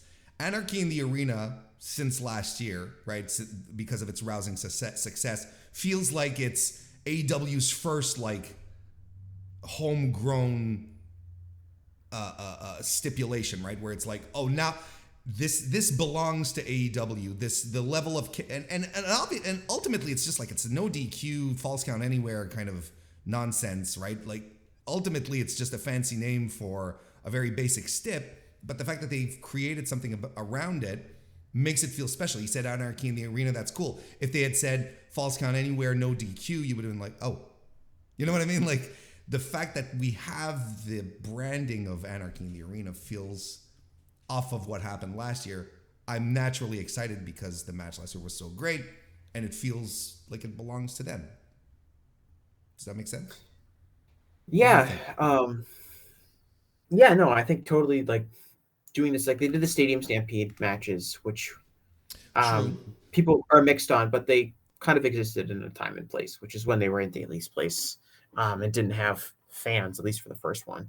Second one, they actually did have fans, but and that kind of became a traditional thing. But you really don't want to do that. You don't really want to do that in a an arena full of people, No. right? So let's do a little spin on it. Let's do Anarchy in the Arena, which you can do, which they did last year. And we talked about, like, WWE has the Royal Rumble, and Money in the Bank, and those kind of help sell an idea pay-per-view. It's possible that Anarchy in the Arena as a traditional match on Double or Nothing, people are going to get really excited for. Sure. The first one delivered, super well. This one, I don't know. Do they still allow you to gamble on what Dave Meltzer's star rating is going to be, like an over under? Do you remember those? I Dave hasn't do. talked about them in a little while, but it would be like the over under for this match's star rating from Dave is like, 4.5. Look, I would imagine that this one is up there as far as what the floor is for this match. It's very high. there's a lot of Dave's favorite wrestlers in this match, right? I think over under 4.5 is fair. Yes. Yes. Yeah. Especially if they get, and But it's got so much, this match. And one of the reasons I think that people are down on the rest of this card outside of this match is a lot of the star power is in this match. Sure. The people that the fans like the most, the Young Bucks, Hangman Page, Kenny Omega, Jon Moxley, Bryan Danielson. Like, match, you could argue that this feud is, this is not a story on the match, and all of those names are dispersed elsewhere in the card in other feuds. Maybe some of them are wrestling each other, maybe some of them are wrestling other people. A lot of people would probably say the pay-per-view card would be much better off if that was the case. Maybe. With that being said, there's so much star power and energy in this match, and there's this story that they've been telling with the Elite getting back together, Don Callis turning on Kenny Omega. I wouldn't surprise me if this becomes a 5-on-5 match, because the last Anarchy in the Arena, I believe, was 5-on-5. Right. So, and there's really no reason why you could do it 4-on-4, you could do 5-on-5, you could do 6-on-6, you could do like 10-on-10 if you really wanted to. I don't think there's a hard limit on how many people can be in this match, but yeah, it wouldn't surprise. It was a 5-on-5, and Don's been grooming our poor Koneske in the meantime, right? He's been grooming him into so yeah, there's a lot of stuff that can happen for real. Yeah. So, but there's a lot of going into this. So I think, this is the real main event for, I think, a lot of people. Yeah. Well, it is for me. And I mean, look, I contend that the Blackpool Combat Club has been systematically the best thing in AEW since Danielson and Mox started feuding with each other in January last year. It feels so long ago. But it's been systematically the best thing in the company. It's been delivering and over-delivering, up and down. And everything go ahead. Is it weird that they're still called the Blackpool Combat Club? No. The Regal thing kind of bothers me. Like, Regal gets elevated into this really prominent position within the company where he's on TV all the time. He's cutting promos. He's on commentary. He's created this stable that's revolved around like his ideology. He's got the top stars with him. Then he just leaves, and they kind of they write him off TV kind of hastily, and then they just kind of keep him keep his aesthetic, I guess. It doesn't really bother me like really any significant amount. Yeah. But the whole thing was kind of really weird, and I see what you mean. It's still like his presence is still kind of like this weird like significant factor in AEW, even though he basically jumped at the first opportunity for him to not work with to go back to WWE. Yeah, to go back to WWE. But I don't hate it because the other guys would have erased them from history, and I think that would be worse. Yeah. If it's suddenly no longer the Blackpool Combat Club, it's now the Cincinnati Boroughs Combat Club. It's like the Aberdeen, Washington. Yeah. Combat Club. Yeah, exactly. The Aberdeen Aces or whatever. It's like, oh, come on. Now this is just erasure. And as Joe often points out on the flagship, the lore of AEW is the lore of wrestling. So, I mean, it will always be a nod to William Regal on that front. Outside of being excited and thinking this build has been very, very good, do you have any other notes, or should we just go to our predictions for this one? No, and I have no idea who's going to win this match. Me neither. I'm going to say the Elite because they're the team that just kind of got back together, and I think that it's worth trying to show some continuity with, like, they got back together and now they're this unstoppable force and they beat Blackpool Combat Club. But this is maybe not the blow off for their match. Blood and Guts, they haven't announced Blood and Guts or anything like that, but Blood and Guts tends to happen around this time of the year. Mm-hmm. So you got to be looking at the AEW roster and what feuds are going on and what makes sense for a Blood and Guts match. And it would seem to be this one. So I think maybe BCC could win and then the Elite get their win back in Blood and Guts, or you could do it vice versa. But I don't even know who like the betting favorite would be, because I think there's explanations for both of these teams. Yeah, I think there's something very satisfying in saying, look, the Elite are all back together, and they should get the big babyface hurrah when Paige and Omega reconcile officially in the ring. They hug, they do something, because there wasn't like any shows of affection at that, during the promo on last Wednesday's Dynamite. So and of course that'd be a feel good moment, which is something this company kind of needs too. It's just like to focus on something else to get the fan base talking about other things.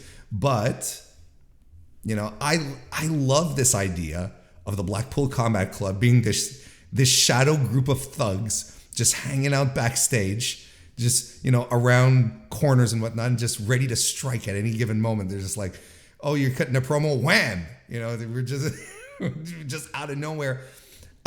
So I like the idea of them continuing that level of brutality, just continuing to be this really dominant, unstoppable force of violent, fight-hungry dudes, which I'm really into as well. But if again, gun to the head, I go with the Elite, I guess. But there's a case for both.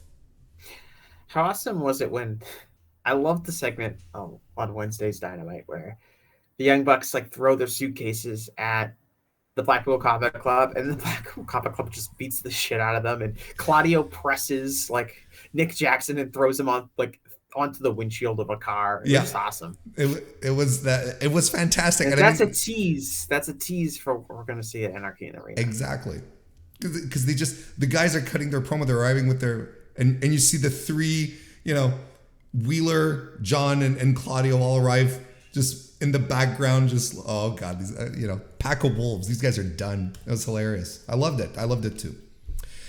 Jamie Hayter is going to be defending her AEW Women's World Championship against Toni Storm. She is apparently legit injured, but apparently not injured enough that she's really going to be missing some significant amount of time, which is good because Jamie Hayter rules.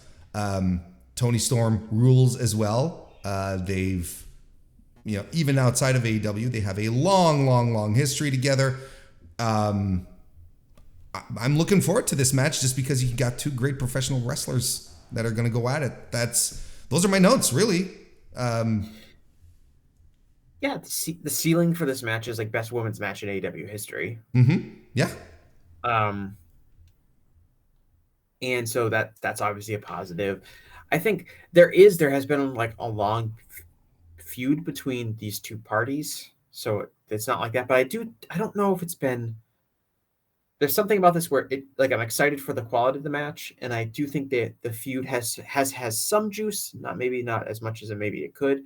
I don't think that Toni Storm and Jamie Hayter have been established enough to have like a really strong personal conflict. It's more like Toni Storm is the chosen representative from the Outcasts. From the Outcasts, and Jamie Hayter as the champion is kind of the obvious, person for their group. They don't have a name, right? The AEW original name, whatever. It's Britt Baker, Jamie Hayter. Yeah. The homegrowns, whatever they call themselves. Yeah. And so it doesn't feel like a really dramatic, like personal feud between these two women. So in some ways, I think that Toni Storm is going to win to beat Jamie Hayter and have Hayter chasing the title back, and that will help further establish like what we would consider a more personal feud between the two, as opposed to right now. This kind of just feels like you are our representative of this team, and you're another representative of this team, and you're going to have the title match, but it doesn't feel like a really personal feud. I see. I think that there's been multiple weeks where this feud has been just treading water, with the run-ins and whatnot. It's been fine, but it hasn't had, kind of like I felt with Jericho and Cole, hasn't had that push. The next gear. And having Jamie Hayter drop the title would be exactly that. That would be exactly what they'd need if they want to continue this feud moving forward. And I feel like they will, because I don't think either woman getting the win over the other is going to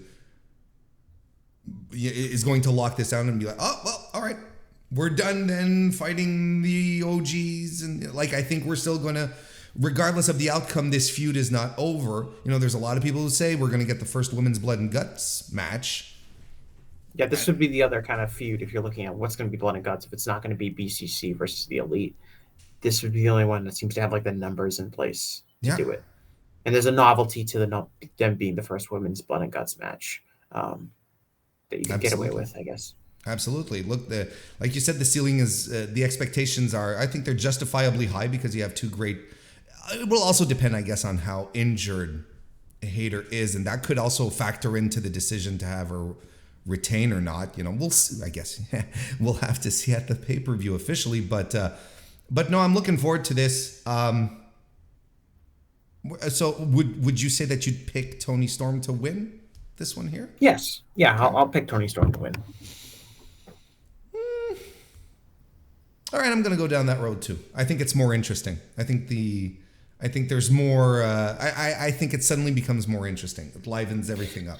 Maybe they will revert away from this, but for whatever reasons, whether it's a medical reason, a health reason, or it is a just a pure choice based on ability, but they have really shifted away from Saraya being the wrestler here. Can we say that's a good thing? Oh yeah, I think if we're looking the Social Outcasts matches are better when they're focused on Ruby Riott and Toni Storm. They're a lot better workers than Saraya, and I think Saraya has really been kind of de-emphasized in this group, and it has kind of performance. It's performance related. Maybe it's if she can't wrestle that frequently or doesn't want to wrestle that frequently, which she has maybe a very, very good reason for not to, given her injury history. But it feels like Toni Storm should probably be the crown jewel of this team. Sure, exactly. No, I agree with you. She's never from what we've seen in AEW, she hasn't washed off the WWE style. She really hasn't. No. And that's the issue. Both in promos and in the ring. On both levels, absolutely. So, and you've got Toni Storm, who is she can do just about everything. And I this might sound a little out of nowhere, but I love the Storm Zero. I love her stuffed pile driver. I just love it. Because there was a time the Storm Zero was something a little more, it'd be something a little more complex. I think when she was in NXT UK, but the stuffed pile driver, man, she just grabs it in and just falls on, she falls, and it's fantastic. I don't know.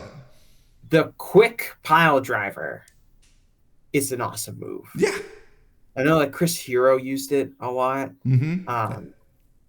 This is going to drive me crazy, but someone in the Best of the Super Juniors is using it. And I can't remember who it is. It's bad. As his finisher? Yeah. I think so. Maybe I definitely saw it recently and it wasn't just Toni Storm, but I'm pretty sure it was in Best of Super Juniors. But I'm going through the blocks and I'm who's using that? And Chuck Taylor uses it. Yeah, Chuck. It definitely wasn't Chuck because he's been using it for a while. This is someone who I was just watching. I was oh, that's awesome. They did the quick pile driver. It might be Yo. Anyway, this is bad audio of me. No. Someone's probably screaming. Yeah, someone's screaming at it. The answer to it. Yeah, leave us in the comments if you figured it out, or else Yeah, I need Andrew Rich to tell me. Yeah, exactly. Orange Cassidy is going to defend the International Championship in a 21-man blackjack battle royal. I hate this so much. Like I can't even begin to express how disappointed I am. How about disappointment as opposed to hatred? This is not really hatred. It's disappointment. Can I tell you why? Tell us why. I mentioned it previously. Orange Cassidy's streak right now is one of the best, most consistent, wonderful things in AEW. I think people are legitimately behind it. Everyone recognizes how much of a workhorse he is. They've been building a fantastic story where, because of all of his numerous defenses, his body's breaking down. He can't do the orange punches effectively, which means his arm is hurt, so he can't do the beach break as effectively. He's got to squeak out wins using the mousetrap, pun intended. And then he ends up in a battle royal where everything gets thrown out the window. And this was a perfect opportunity to put this on a strong mid-card heel like Roosh, where he would come in like a smart, protected mid-card heel like Roosh to come in and see all of the problems and figure out a way to get out of the mousetrap, and he'd be the guy. And I am so disappointed they're not elevating anyone, that they're not pulling the trigger on this. Hopefully, I'm hoping he retains, because I don't want this to stop just yet at a friggin' battle royal where Kip Sabian sneaks out the win or something like that, you know, because that could be a very concrete reality here. I do not think Kip Sabian is going to win. You know what I mean, though. Yeah, I agree with you in that. I think this has been like a great storyline, like week after week. He's getting worn down. Every week he's got, more of the kinesio tape on his back. He doesn't have the same kind of pep in his step. It's actually like just for whatever pep is in Orange Cassidy's step. But he would fire up, and now he can't fire up at the same. Like I don't know if he'll ever get proper credit. He's such a good worker. He's fantastic. Like, he's so good. He's been so good week after week doing this and having exciting matches and this whole storyline where you just know there's going to be some, like you said, there's going to be some opportunistic heel that's going to take advantage of him and win. And they, he's wrestling Kyle. He's teased the stuff with Kyle Fletcher and those kind of things. And I think it's actually happening this next Wednesday. They're doing it before. So I'm excited for that. Yeah, and some people are like, they should put the title on Kyle Fletcher. Unless you have him signed, I wouldn't do it. But slow down on the Kyle Fletcher, guys. Yeah. Like, I'm a fan of Kyle Fletcher, and I think he's a very interesting prospect. But he's kind of also, I feel like, kind of being like he's the fresh new face that people are like, Kyle Fletcher. Yeah, you gotta sign him, and you gotta put. He's 23 years old. Like, and it's like, all right, let's. Yes. Calm down a little bit. I agree. You don't have to push him right now. I like when you talk about like strong mid card heel. I dying for them to do something with Swerve. Like I'm dying for him to. There's another fantastic, but you're so right, and it fits in his MO to just look perfect. He'd be perfect. He'd just pick everything apart. He'd use every opportunity. Oh my! It's even better than Roosh, because I'm not that big a Roosh guy. I keep Roosh at arm's length because I don't trust the guy. I really don't. Why wouldn't you do that? Why wouldn't you trust Roosh? I mean, so many people are like, here's the next Andrade. He's better than Andrade. I'm like, all right, man, folks, just hang on a second. Wait till he starts holding Tony up for money. Let's just wait a second here. But yeah, I think that the story should all be building up towards that heel getting a big win, and he's made this title that everyone, when it was introduced, was like, we don't need this another title. Is this? Why? Mm-hmm. And he's made it really matter and relevant, and it's been a feature on television every week. And I think it deserves to kind of go this way. It's weird to have the Battle Royal. Part of me likes the Battle Royal because I liked the setup where he was like, anyone that wants a match against me, they can go to Tony Khan, try to see if it happens. Like, I don't care. And then like 10 minutes later, she's like, 20 people have asked. And I'm like, it's very small detail, but I actually like it because I'm like, yeah, like if in a kayfabe sport, if Orange Cassidy's like, I'll fight anyone if Tony Khan will make the match. And like, you got a locker room full of hungry guys that are, running to Tony Khan being like, I want that match. And I like the idea that everyone in the locker room was like, oh, this title match available? I'm going to try to get it because they're all competitors. I like that element. And I like that Orange Cassidy's demeanor is like, I guess I'll fight every single one of you at once. The setup for the match is consistent with Cassidy because he's been that way since winning the titles. Like, you want a shot? Yeah. Okay. It's like, I don't care. Yeah, I don't think he's going to lose. I think this is a perfect opportunity for him to squeak out another win. Like, I think that this is a way for him to kind of survive because he's going to be like laying on the ground on the apron for a while, just beaten up by everybody. And then like, two heels are going to get a little too competitive towards the end. And Cassie's going to be able to manipulate them a little bit to ease out the win. And then I hope so. Honestly, I hope so. I really hope it doesn't come crashing to a halt here because I think it's the second thing that I enjoy the most out of Dynamite on a consistent basis, the one being the Blackpool Combat Club Elite stuff. And seeing Orange Cassidy kick off quarter hour one is like, it's a delight every time. So his promos are good too. Yeah. Like his backstage interactions, he got multiple promos on Dynamite. He got multiple promos in addition to his match. And his little interactions with Renee, as small as they are, they're just perfect. And Renee is the understanding the business that she is. She just like gets right into it. She's like, it's fantastic. He asked her if she wanted to be in the match. Like, she's like, no, I don't. Yeah. Oh, okay. Yeah, and he just goes, oh, all right. So at least we're both in agreement that Orange Cassidy should hopefully retain anyway. I don't want to go down and it's like, who do you think is going to be in the Battle Royal? I don't think it really matters. I think a lot of people that aren't on the card that are on the AEW roster are going to be in the Battle Royal. Do you think that this might be, I'm just throwing this out here. Look, this is pure speculation. Let's shoot in the breeze here. Do you think that Tony decided to do this as a way maybe to boost morale a little bit, keep people happy? Hey, everyone gets a payday kind of situation. Do you think that might, because it feels so out of left field, the Battle Royal thing, despite the fact that it makes sense.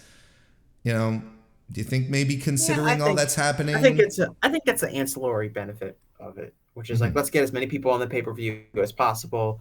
To make them feel good about themselves, and we're not feeling like we're giving everyone nothing. But it's the Casino Battle Royal, and they have one every year at Double or Nothing. No, you're right. I'm thinking too much into it. There you go. You're right. It's just the Battle Royal has all the disgruntled people in it. It's like the disgruntled employee Battle Royal. Andrade, Miro. Yeah. Thunder Rosa decides to get some intergender in. There you go. Yeah. Well, look, we were talking about the international title and how exciting that's been. Let's talk about the TNT title. Wardlow, the champion, is going to be taking on Christian Cage in a ladder match. I'm going to let you take the lead on this one because I feel like I think people. Go ahead. I think people are appropriately kind of like soft on Wardlow now. He hasn't been followed up. I think the way a lot of people would think he would have been followed up like a year ago after beat MJF. I think there's also an element of Wardlow being a little bit more limited as an overall performer than maybe some people would like to admit. He's still over. The idea is like, listen to look what they did to Wardlow. I'm like, I don't know. They still want to see him come out and powerbomb people. They don't maybe have an emotional investment beyond that, but I'm not sure that they ever did, to be perfectly honest. Like, sure. I think people wanted to see him powerbomb MJF and turn on MJF, but the idea of like Wardlow, the crowd wanting Wardlow to be the world champion, I don't know if he was ever there. But that being said, like, I think in a vacuum, this is a perfectly cromulent mid-card title match for pay-per-view. Christian Cage, I think, has been really strong in his promos. He's so good. Incredible. He's getting so much heat. He's so detestable. He's kind of like the perfect heel. as a on a microphone at least. You know, he's done such a great job. They've kept them apart. So Yeah. I think this is and I think it's a good feud for Wardlow because I think the crowd really doesn't like Christian Cage, and they want to see this guy get powerbombed by Wardlow. And that's what ultimately Wardlow needs. He needs a heel that fans are like, we want to see this big muscle guy tear apart. And Christian Cage is getting, I think, the right kind of heat to do that. Even if you're like a smart hardcore fan, you're like, Christian Cage is more entertaining than Wardlow, and I think he should win. Yeah. Because I enjoy him more. But I would completely be into a Christian Cage TNT title run. He's great. More Christian, if it means more Christian, is great for me as a fan. Yes, like he just that's always going to be a positive. But I think he's a good opponent for Wardlow because I think he's getting the right kind of heat. Yes. Now this is a ladder match. Yeah. Which I don't think a lot of people saw coming or as particularly necessary. It does create an element for Christian Cage to like screw Wardlow out of the title. Like he doesn't have to pin Wardlow. He just needs to kind of in this aura of Christian Cage is the ladder match mastermind, both in shoot and kayfabe. So there's an element of that. I don't know, like if you want just the TNT title should just be Wardlow gets screwed out of it, then he gets it back, then he gets screwed out of it, then he gets it back, which is kind of what they've been doing with the title. I don't know if that's really helped the title or it's helped Wardlow, but it is a way to do it. Look, because I'm like I just said, I am very pro-Christian winning this title because I think it would be very interesting. But how many times over the past few months now have we been saying, oh, well, X has the TNT title now, time to rehabilitate it, right? Oh, you know, the first, you know, when Wardlow got it, then Joe got it, then Hobbs got it, and now back to Wardlow again. I might have missed Wardlow. Look, doesn't matter. The point being is that it's, you know, people who call it the hot potato title, they're not, you know, it's hard to disagree. It's like, okay, no, I get what you mean. And it's always been that way, kind of. Has it? Or here's the thing: has it, or are we just under the impression that it's not because of the Cody run, which is still the best, you know, which is still one of the best title runs in AEW history? I feel like it's always been like, so AEW is really protective with its world title, and they don't just put it. Yeah, and they don't just put it on everyone. It's like a lot of long reigns with the world title in general. And so as a supplemental title, the TNT title has been more of a title that you see get passed around more. You know, Cody had his feuds with, you know, he had the feud with Brody Lee, which was the, you know, your classic kind of, you know, heel gets the title, babyface is going to chase to get it back. You know, he loses it to Darby. Darby has, you know, a decent run with it, but how long was Darby's run with it really? Not very long. Perfect. Yeah, it really wasn't that long. He wrestled a lot during it. And then you kind of go into this phase where, you know, Sammy had it, Cody had it, Scorpio Sky had it. It was bouncing around again. And, you know, when you talked about Wardlow and Samoa Joe and Hobbs and Wardlow again, I just think that it's been a title that has been passed around a lot. And that's kind of, it's not necessarily a bad thing because of how other titles in this company have been treated. You look at the world title, obviously, and then you look at Orange Cassidy's had this title, international title, for a long time too, and he's had a million defenses of it. So, I don't necessarily. I'm getting on board with what you're saying, and it's actually I'm actually going to probably reach a point where I'm going to get mad at people who talk about the hot potato wing because listen, Cody's. The legendary run that we all have in our brain, where it's like, 82 days, right? It's one of the shortest reigns that the title has had. Darby's first reign was 186 days. Brody Lee had it for 55 days. Miro was one of the longest at 140. Darby 186 is actually the longest championship reign. You've had Wardlow's had it, this is his third reign. We're in 31 days in. He had it for 3 days previously and 136 days after. Samoa Joe had it for 46. Darby's second reign, 28 days. Back to Samoa Joe, then to Wardlow. I guess This conversation is completely switching my perception of the TNT title, where I'm like, yeah, you know what? It is a title that just bounces around people. It gets defended on TV a lot, which makes sense because it's the TNT title. It's defended on TNT a lot, or TBS more likely now. But the idea behind it is it gets defended a lot, which maybe changes the way people. Oh, they had a long reign with it. And it's like, well, they defended it a bunch of times, so you think it was a long reign, but it was really just a bunch of matches that they had in a short period of time. And I think that's all good to me. I think the reason people the hot potatoing, people use that as kind of a for saying the title feels less important, which it does. But I think it feels less important because the execution from a storyline and character perspective around the people that have had the title has been lacking. Sure. And a lot of that comes back to, I think, Wardlow being limited as a performer. His promos are limited. His in-ring is limited. The stories that they've been trying to tell have been kind of convoluted. The Powerhouse Hobbs and the QTV and that kind of elements of it haven't, I think, hit the way people thought. And so people feel less invested in the title, and they will, they can say, oh, it's been hot potatoed around, which is true. But to me, the real reason people feel less interested in it is because of the performance aspect regarding the title.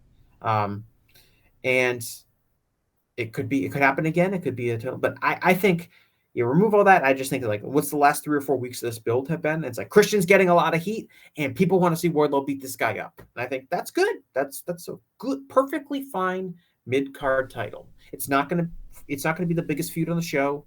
Now I think the other element here is the ladder match, which I don't think anyone really saw as necessary. No. And I think what's interesting. What I will say about it, and people said there's too many ladder matches, which there probably are, but I subscribe to that. AEW has so I think, to me, especially what this match is going to look like, there's a really big difference between a multi-man ladder match and a singles ladder match. The structure of the match is very different. And that's kind of, I also think this is kind of right in Christian's wheelhouse. And like Christian's a historically great ladder match performer at 49 years old, and with his injury history, he's probably not going to wrestle a traditional ladder match like where he's going to be.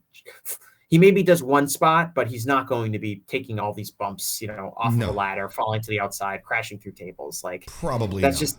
And Wardlow, that doesn't seem to be his style either. He's a lot younger than Christian Cage, but he's a big guy. He's a catcher. He's not a flyer. And, maybe he'll hit a swanton off the top of a ladder or something like that. Like he will do something, but this is going to be a much more different ladder match. It's going to be a personal feud. There'll probably be some Luchasaurus is probably going to get involved at some point. He'll probably take a big bump off of something. Arn will probably land a straight right at some point, Arn. Yeah, Arn will be there. Like there'll be stuff. There'll be smoke and mirrors because it's an ODQ match. But this is going to be and again, it's a ladder match, so how different can it really be? But I think, like, from a match perspective, it's going to be a lot different than your typical AEW ladder matches. I mean, I'm looking it up right now. I'll ask you this: how many ladder matches do you think have taken place in AEW history?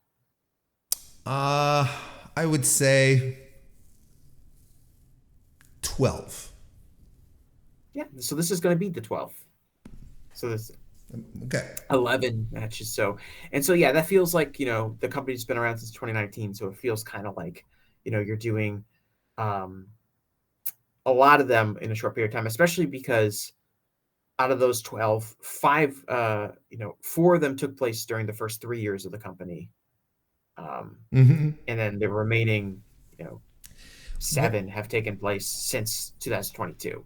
So in the last 18 months, this will be the 7th ladder match. That being said, they haven't had a singles ladder match in over a year. That was the Scorpio Sky versus Sammy Guevara ladder match when Scorpio Sky won the title. And that was a little over a year ago. Everything else has been either tag matches or your multi-man matches, which are they're just different elements. And so there is a little bit of different, I guess, intrigue to this being a ladder match than maybe just, oh, it's the same ladder match. The guy's gonna run up, someone else is gonna cut him off, someone's gonna jump off the ladder and crash into a bunch of different people. This is different. This is more of a personal feud, and I think that like this is Christian. This is him. He is going to have a lot of ideas for what they can do in this kind of a match, and it wouldn't surprise me if it's really good. Oh, again, I wouldn't be surprised if it's really good either. I'm fully aware. I'm 100% cognizant of the fact that my ladder match fatigue is due to the fact that I watch a lot of pro wrestling, and I'm at a point where I was like, okay, and it's a very good point that you bring up in regards to the fact that it's a singles match, it's a one-on-one, because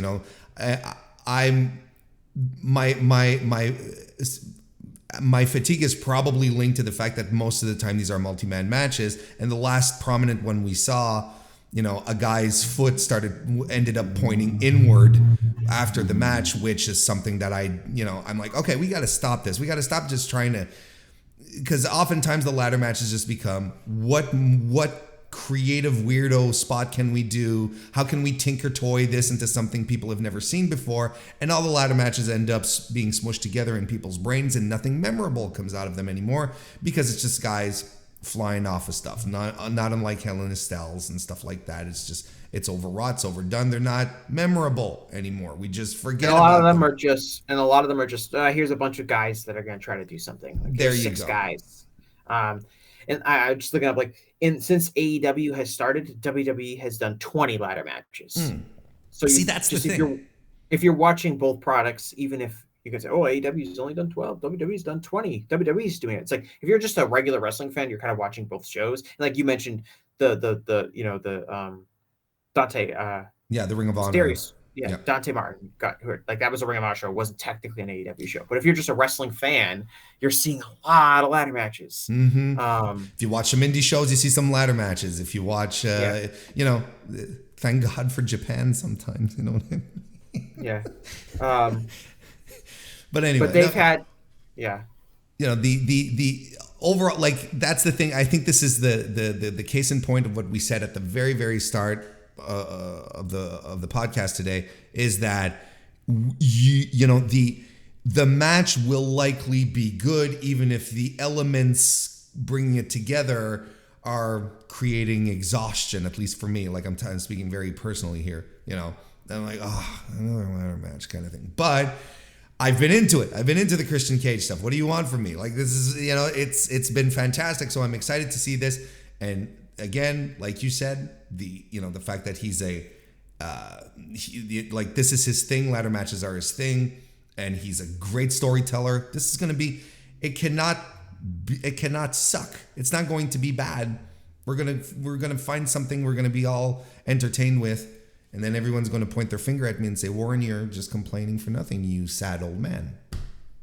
Essentially. I will not say that. I will not say Warren. I might say you're complaining for nothing, but I will not be an ageist about it. Okay, thank you. FTR are going to defend the World Tag Team Championship, pardon me, against Jeff Jarrett and Jay Lethal. I'm going to ask you the question straight off the bat. Jesse, do we finally belt up Jeff Jarrett, the winner, Jeff Jarrett, and Jay Lethal? No. Really? Okay. Talk to me. Well, I think FTR, they've been messing around with the tag team titles, and I think the idea is that the titles are back on FTR, and they're going to be the proper. We're gonna get back to having a workhorse team as tag team champions. Okay. I think. Okay. I don't need more shenanigans. We did the whole thing with the Guns. Mm-hmm. Jeff Jarrett and Jay Lethal have been in the tag team title picture for a decent period of time right now.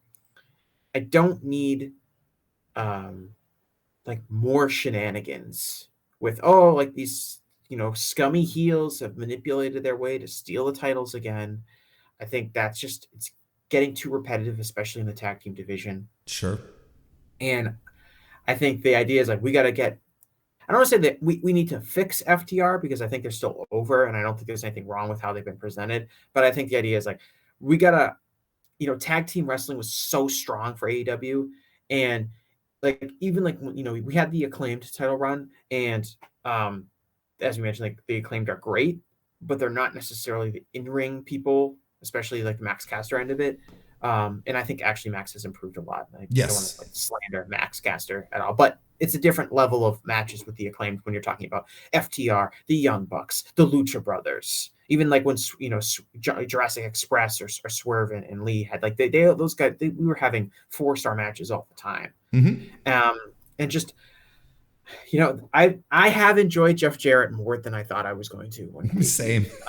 Which and that's a pretty low bar. Like I was like pretty much like, oh my God, why is Jeff Jarrett here?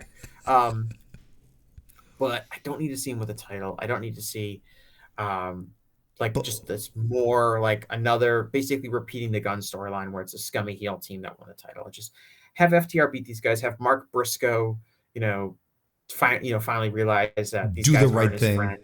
Yeah. And I think you can wrap that up. I don't hate this match. When we talked about like how I liked, Adam Cole tackling Chris Jericho. I like that FTR just came out and pushed Satnam Singh like right off of the thing and through a table. Now ultimately they got beat down anyway. So, but I like the idea where it's like we're baby faces. These guys are out here talking shit about us, and we're not gonna just dumbly run out and fight them on their terms. Like we're going to be actually smart. We're going to be like, let's target the big guy, take him out first, and then we're going to beat the shit out of Jarrett and Lethal. And I'm like, yeah, they came across as urgent, they came across as motivated, and they're like, we know you're trying to manipulate our dear friend Mark Briscoe, and we're not having any of that, and we're going to beat the shit out of you. And I like that. I like that setup for it. So I don't have the match. I think you have 3 really good workers in it. Like I said, I've enjoyed Jarrett. Physically, he looks great for his age. In the ring, I think it's it's kind of been rough. It's been some smoke and mirrors, sure. A lot of people. He just doesn't move like the way like not. I mean, I know, but I think because he looks great, people are like, Jarrett, he's still good. But he's just that, and I think there's that, the fact that he looks great, and I think this comes from also from the Ric Flair retirement match where he did a great job keeping that match together at the same time. So people were like, I think that there's a 1-in-1 correlation there. Right. And mentally he's got, the experience, and because he comes from such a different environment than all the wrestlers today, growing up in Memphis, the Tennessee, Memphis style, like he does some things in the ring with the way he works his punches, the way he sells, the way he cuts off people that are still intriguing. But just like when you watch him run the ropes, you watch him, pop up after bumps and stuff like that. He moves slower than you look at the other 3 guys in this match. And it's obvious which guy is past his prime and which guys are still in their primes. And so that's my kind of the actual in-ring work. I'm not like super excited about. I think again, this seems like this is a perfectly fine mid-card feud. Sure. Yes. But the tag team titles in the tag team division AEW has historically been presented at a higher level. Yes. Where they're not a mid-card feud, they're a main event feud, and the tag team title match should be one of the 3 biggest matches on every pay-per-view, and that's not the case this time around. No, it's actually been a while, I feel, since it hasn't been like that. Right, because we've had a lot of shenanigans. Yeah. And I know the titles can't be on the Young Bucks all the time, and they can't be on FTR all the time, but it does feel like they're leaning more towards like these like mid-card kind of depth tag teams, and all these other teams, whether it's FTR, the Young Bucks, the Lucha Brothers, even like a really prominent tag team with 2 singles guys. It's just they're not pushed as they're not around the tag team titles, basically.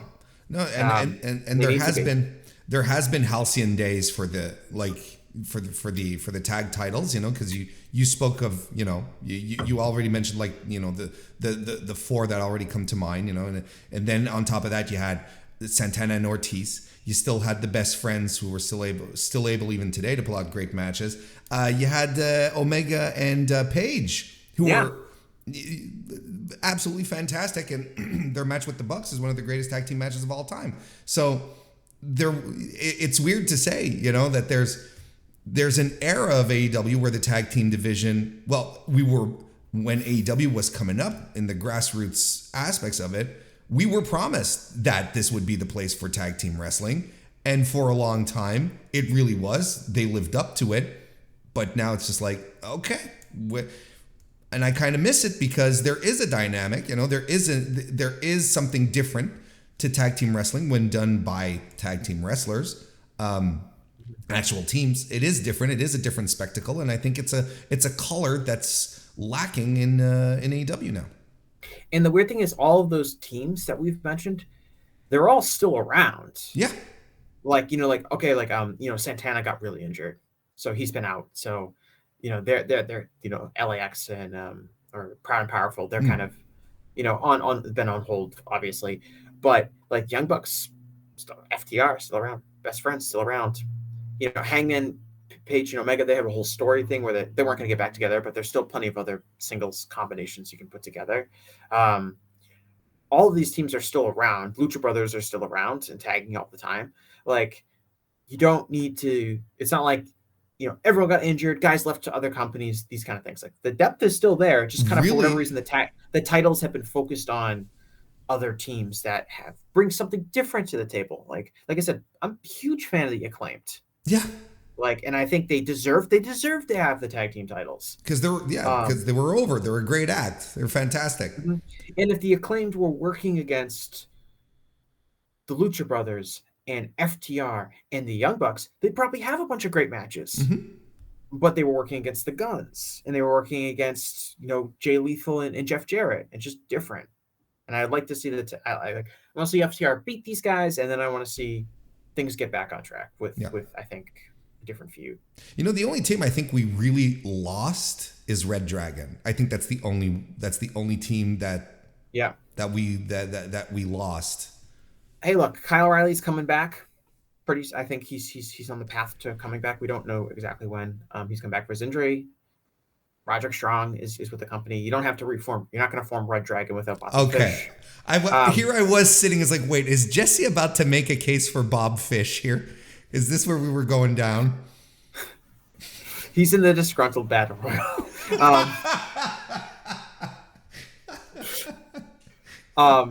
You have Bob Fish. You don't have Bob. I don't think it's bringing back Bob Fish, but you could do Kyle O'Reilly and Roderick Strong. Sure. Look, and part of this is the trios titles have taken up some of the tag teams that you have, and like the Young Bucks were involved in the trios titles for a while.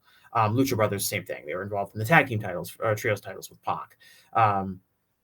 So those kind of suck up time, but you also have like, look, you also have guys that we don't really see a lot of, but are still pretty good tag teams. You have Silver and Reynolds, and you have, Stu Grayson's back.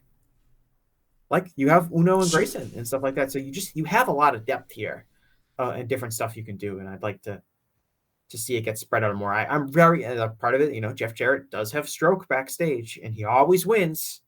He always wins. He got his wife hired. He's found his way into another pay-per-view match for AEW.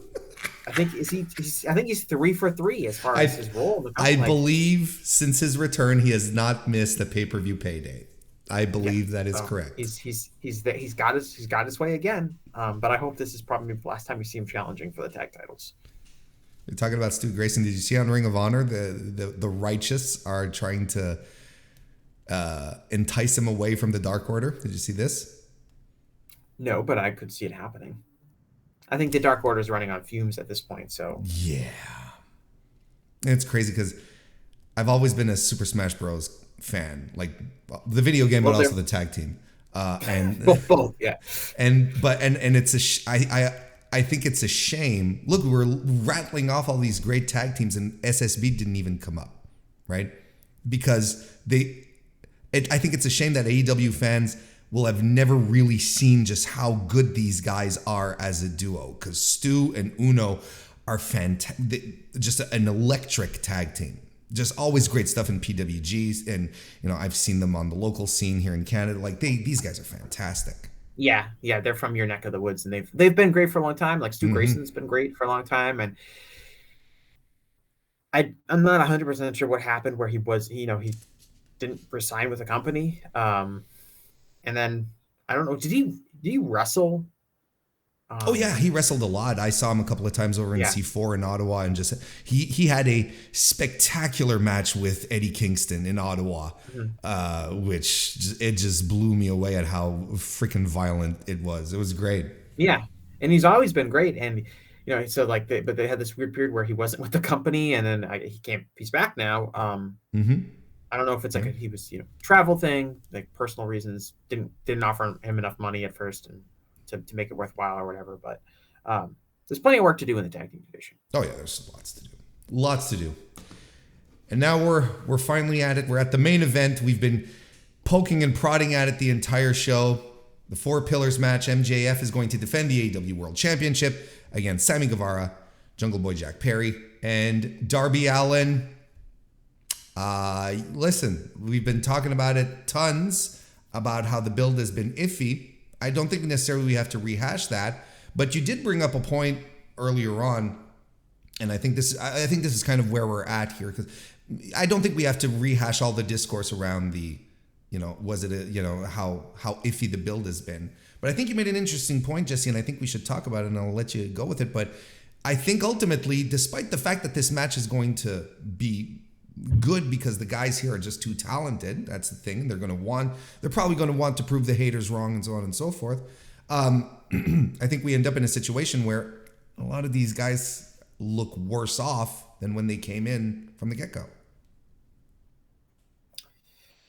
Yeah, I think lost a little luster. If you I think two things have undermined this build that I can point to. Okay. The first is Sammy Guevara's character is incredibly inconsistent.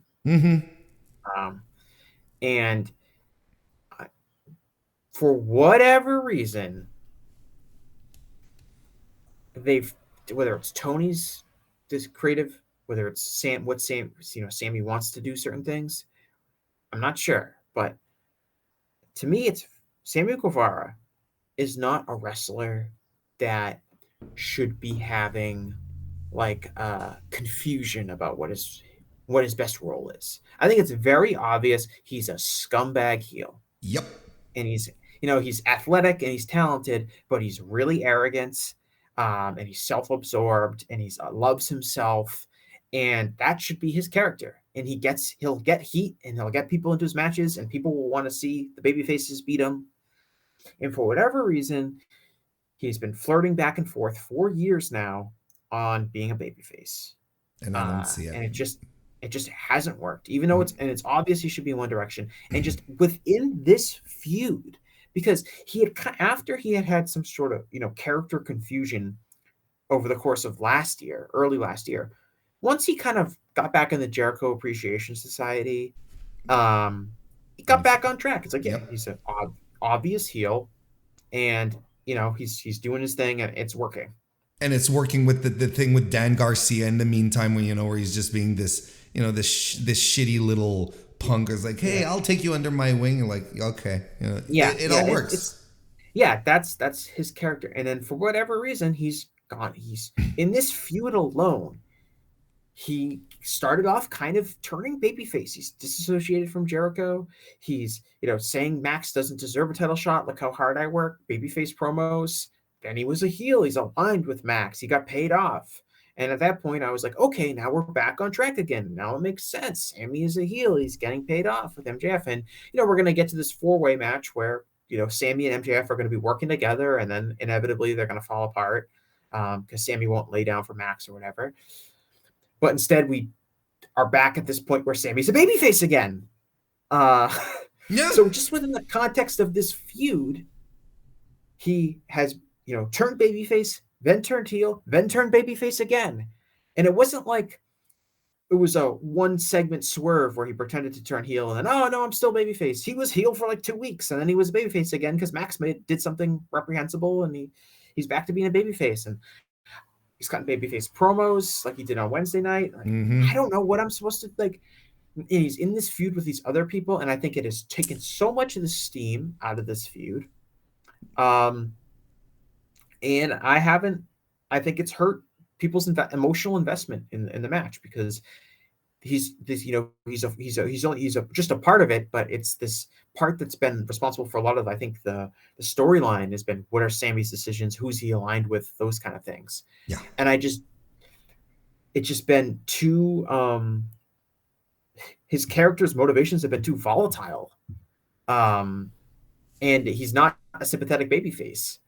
And I think it's hurt everything in the match. That's my first point, but I'll let you reflect on that before I mention my other issue. Yeah, and you're absolutely right. Like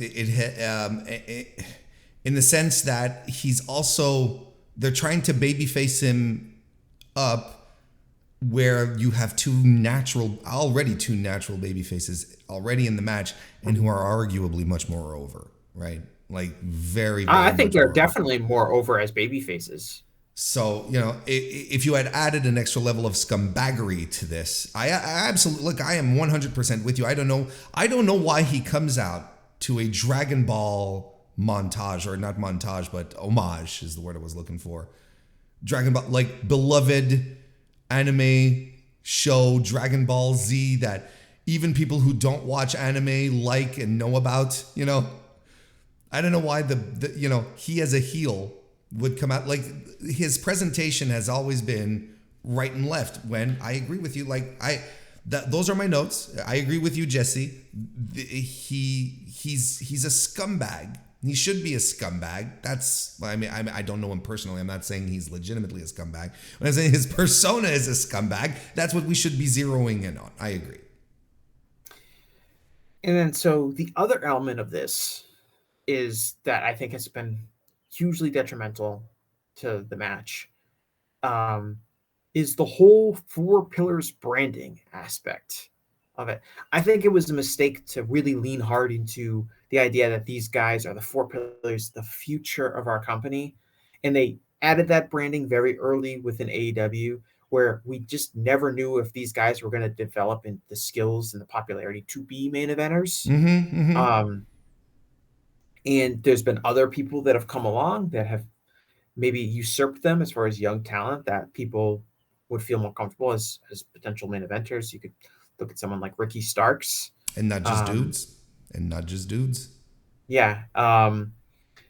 And there's an element of that in it, kind of like, the whole, I don't think AEW fans really care who the Four Pillars are.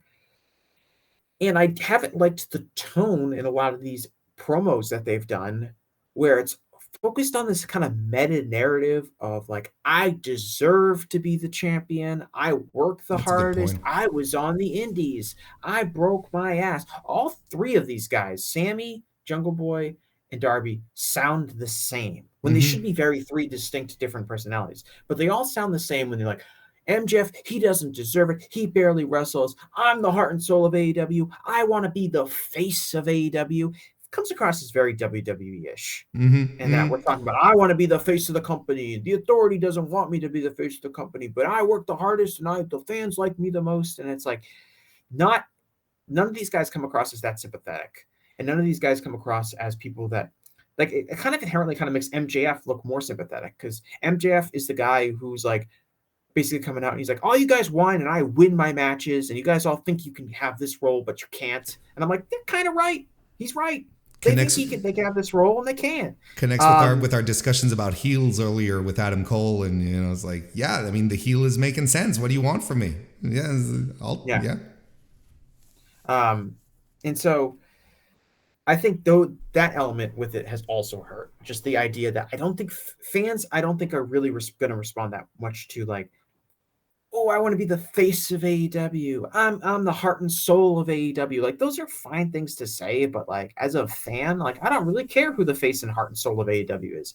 What kind of personality are you displaying that I'm going to enjoy seeing your promos, and what kind of work are you doing that's going to make me excited to see you in matches? That's what I care about as a fan. And I just think that the whole direction that all three of these guys have kind of been working in is trying to be like, I deserve it. I'm the best of the Four Pillars, and Max is the least deserving of it. It's like, wrestling's not necessarily the industry is not about what you deserve. It's about what you can do. Yeah. Yep. And it just, I don't think that's emotionally responded with anybody. And I think it has give off the impression that none of these guys can promo, and that all these promos have been weak. Well, they mostly have. Let's be honest. They mostly have. And you know, I've pointed out the similarities in all of this. And look, this is how Sammy really could have chomped down on something to steer away from it. If he had been, you know, a heel, if he had acted like a heel throughout, instead of he going down I went up and down the roads here in Austin and down to Houston, and you know, like if he would have been the scumbag, he would have stood apart instantly in his promos immediately. It'd just be like neither of the others. Darby's motivations is that he's nuts, and he just, you know, and yes, like his arc is, I have crawled my way up to this. You know, I was living in my car, yada yada, and now this is where I am, you know, kind of thing. And I think Jungle Boys, I think the angle they didn't work off enough is the idea that everyone was like, oh, well, you're just in here because you're pretty and you have a famous dad, you know, kind of thing. He could have not necessarily leaned into it, but play off of it a little more, because they all sort of, like you said, they all sort of smush together. It's just like one big ball of the exact same grievance, and just repeated, but with different inflections. Kind of feels like to me, and this might to give, and I don't know, this is just kind of an impression I get from watching it. It kind of feels like to me that they're like, okay, none of these guys are maybe strong conventional promos. Let's go over what they're going to say. And whether that's Tony doing that, whether that's an agent doing that, whether it's Chris Jericho doing that, whoever, one of the coaches, whoever is doing this, they're like, all right, this is your hook. MJF is a scumbag and he doesn't deserve to be champion. And you're a hardworking young babyface and you deserve to be champion. Mm-hmm. And there's a lot more, and that kind of message was told to all three guys, and all three guys' promos all sound like that. As opposed to if you were to have more experienced talkers, they would be put in a position where they could add a little bit more individuality to their promos. Right. But perhaps because there's been maybe a little bit more hand-holding due to the lack of experience, the promos have a little bit more. And one of the reasons it probably sounds more like a WWE thing, because that's what WWE does. Everyone talks the same in WWE. Like I thought, I liked Darby's first promo, you know, where Sting came out and Sting cut a promo too, and that kind of interaction with MJF. Mm-hmm. But then when he had another one where they were all, you know, it was, you know, all three of them in the ring. Oh god, he sounded like a completely different person. Yeah. Like he didn't sound like the Darby Allin character that got over as this kind of like loner, drifting kind of guy who isn't interested in playing politics, and instead he's like, I think, is he the one that said you're only here because of the California clique? Yes, yep. That one. And it's like, that's not Darby's personality. Like, no. And it felt off. And it felt middle school for him in this. Yeah, and just cool kids. Yeah, and it's one of the things. It's like I feel less good about Darby and Jungle Boy and Sammy Guevara now than I did a few months ago, and that's not a good thing. And no. I want to make it kind of clear here. I'm really supportive of the idea of being like, let's take some of our homegrown talent, young guys under 30. I think Darby's just turned 30. And let's put them in the main event with MJF. We'll do a four-way to kind of masquerade the fact that none of them maybe are individually big enough to do it. Mm-hmm. And let's just see what these guys can do in the main event.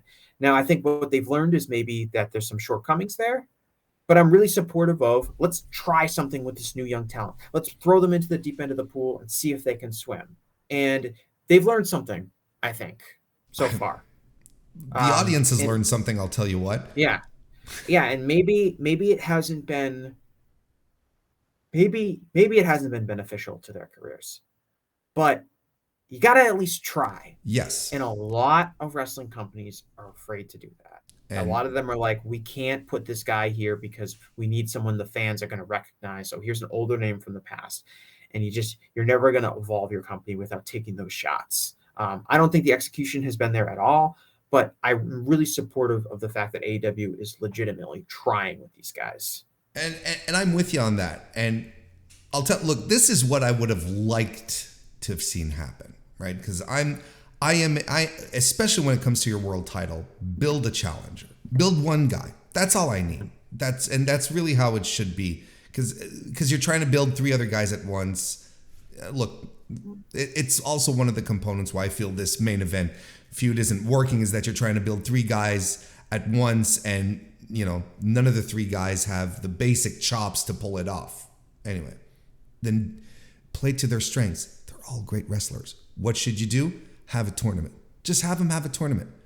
I know they did the tournament nonsense and then they retconned it, but I was even going, have these guys have them have a little round robin amongst themselves.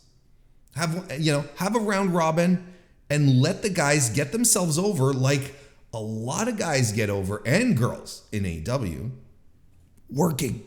Yep. Just have them work. That's all. And Jamie Hayter didn't get over because of her prime mic skills, Jesse. She got over because she can work. And it's the same thing with these 3 guys too. If they had, or a competition, like a leaderboard, this is what I was, what I was hoping we'd do, like a round robin or a leaderboard where the guys are working every week, either amongst themselves or not, and we have a scoreboard. And whoever has the most points at the end gets the shot at MJF. And then we're still going down this experiment, like you said, right? The good part of being, we're going to throw some of the young guys into the main event, which is great. But Tony then is testing out guys live and in these big spots. He's like, let's see how this goes, fellas. And he can readjust course as we're going along. And then suddenly maybe it's like, you know what? Darby's the guy. And he has Darby win the tournament or whatever. And then like the experiment could have been a lot more real time. And it would have allowed for a more interesting build, better matches, and I think all 3 guys would have benefited. They all would have been elevated in a certain way if we had stuck to just let them work. I totally agree. I also, this whole thing dynamic in AEW, if you want to be a top guy in AEW, you got to earn that. Mm-hmm. And you got to be really, really, can I swear on this? Yeah. You got to be really, I got to emphasize this. You got to be really, really fucking good. Like, you just have to be. You have to be a really good promo. And you have to be a really good promo in different types of settings. You got to be a good 30-second TV interview backstage with Renee Paquette promo. You got to be a good 10-minute in the ring promo person. Those are 2 skills you pretty much have to have. And you got to be really good wrestler in the ring. And you got to be able to get over your whether you're a heel or babyface, get the sympathies with the audience and work them and do all these things that you have to be. Just standard is really high. Look at the people that have been AEW World Champions. It's Chris Jericho. It's Kenny Omega. It's Jon Moxley. It's Hangman Page. It's MJF. It's like the most talented people we have in this industry, for real. Mm-hmm. And it's not like WWE where they will push someone, and even if they don't really kind of get over, or they're just kind of they're pretty basic, like you can keep pushing them and it doesn't really matter if we're pushing giving them a main event. It doesn't really matter if Baron Corbin's going to be in the main event of a pay-per-view match, because whatever, money's guaranteed or whatever happens. AEW's promotion where you got to earn it, and if you are not at that level, the fans will recognize it. Mm-hmm. And that's kind of what's happening with some of these guys. And some of these guys are just not going to get to that level. Yeah. Some of them, it's going to come out that they're just not good enough to make it. And people sometimes don't want to say that. People want to act like anyone can get over with the right kind of booking. Anyone can get over with, the right presentation. And it's if you're a big fan of a wrestler, you don't want to say it's their fault that they can't do it, but it's a high bar to clear.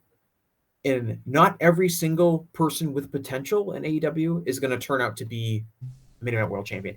AEW in particular has this thing. There's a dynamic in place here where if someone feels new or someone feels fresh, like they haven't really been pushed that hard before, fans will gravitate towards that person because they have this mysterious potential of being perhaps a top star. Let's call it the Kyle Fletcher effect. Right. I think that's a good case. Like Kyle Fletcher's a great potential wrestler. I don't know if Kyle Fletcher will ever be can be a main event wrestler. Look, is he worth signing? Yeah, sign Kyle Fletcher. Like yes, do that. But the idea is like Kyle Fletcher is going to be your world champion in 2 years. Like, I don't know. That's a lot of hurdles he'll have to clear to prove to me that he has that kind of star power and ability to do that. You got it. Like, we're talking about the top, 2 or 3% of all wrestlers are really going to thrive in that role. And I think that I saw this like with like a big thing was like, to me, it was like the Wardlow and Powerhouse Hobbs kind of feud. And some people were more into the idea of Hobbs. Like, Hobbs is the guy you got to push. Wardlow, don't push. Hobbs is the new future star. Wardlow is not going to be that guy. It's Hobbs. And to me, they seem very similar talent with similar strengths and similar weaknesses. But one guy had really been pushed kind of somewhat hard in Wardlow, and one guy kind of hadn't. So people were like naturally gravitating towards, we got to push Hobbs. But if I were to take a step back, and I'm like, I don't know if either of these guys can really be top stars, because I think they have the same kind of weaknesses, and I haven't seen really anything to change that. But the allure of potential, and Hobbs certainly has potential, makes people sometimes overreact to, they need to be pushed now. And it always is kind of like, it's the same thing in sports where like draft picks or prospects are more valuable commodities than known quantities, because the mystery and the ability to dream on somebody is more exciting than knowing what you have, even if the thing that that what you have is a strong baseline and a useful piece to whatever team you have. Just like the same way, if Jungle Boy, Darby Allin, and Sammy Guevara are not main event stars, they're not people that should be world champion, does not mean that they don't have a lot of value to you as a company. They're just not at that level. And in AEW, there's not a shortage of people that are at that level.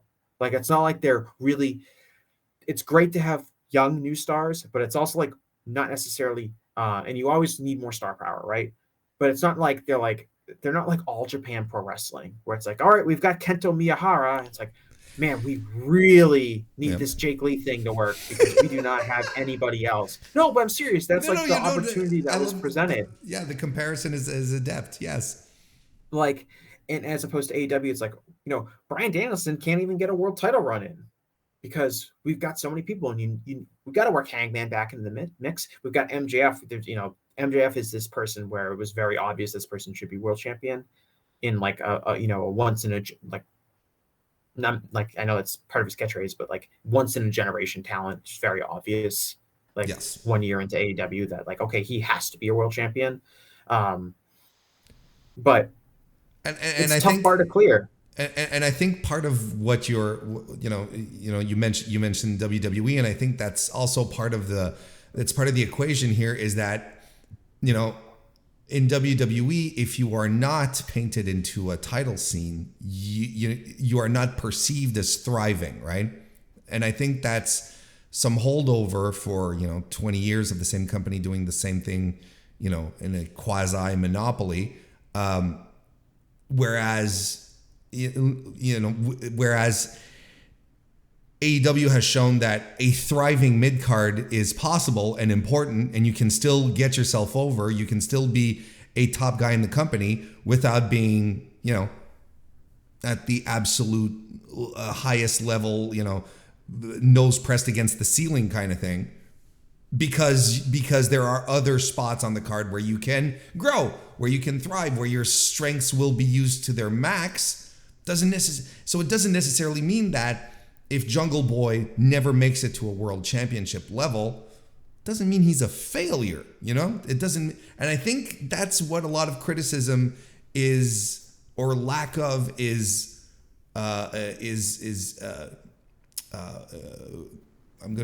pussyfooting. I guess the word is pussyfooting around the idea that, I don't want to say Jungle Boy is not going to be a world champion, because that means he's going to be a failure. But no. That's not what it means at all. I don't want to say that Darby Allin will never be a world champion, because that'll mean he'll have failed. No, and that's a big thing. Like, the idea that, especially in the WWE's "You Deserve It" era, like, if you win the world championship once, you're success for life. Miz world champ, Miz 2 world championships for Miz.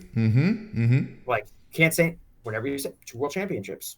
Like, but it's a one of those things where it's like, so, but it creates this dynamic where it's like, if you don't win a world championship, you're a failure. And I wrote an article about this regarding Wardlow a couple months ago that I was saying, like, I think Wardlow's ceiling is probably upper mid card challenger type, kind of where he's slotted now, until he really shows, like, I think more dynamicism in the ring, in more comfortable promos. I don't see him as someone, like, if you were to, like, who, MJF or Wardlow, who should be the face of my company? Wardlow looks the part, which helps,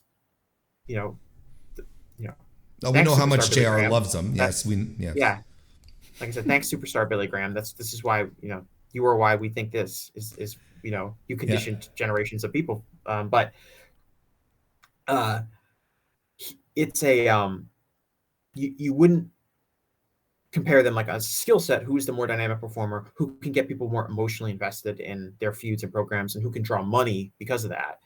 I'm looking at like an MJF. I'm looking at like a Hangman Page or a Kenny Omega or a John Moxley type. And those 4 guys you just mentioned there will get you in the building for entirely different reasons on top of that.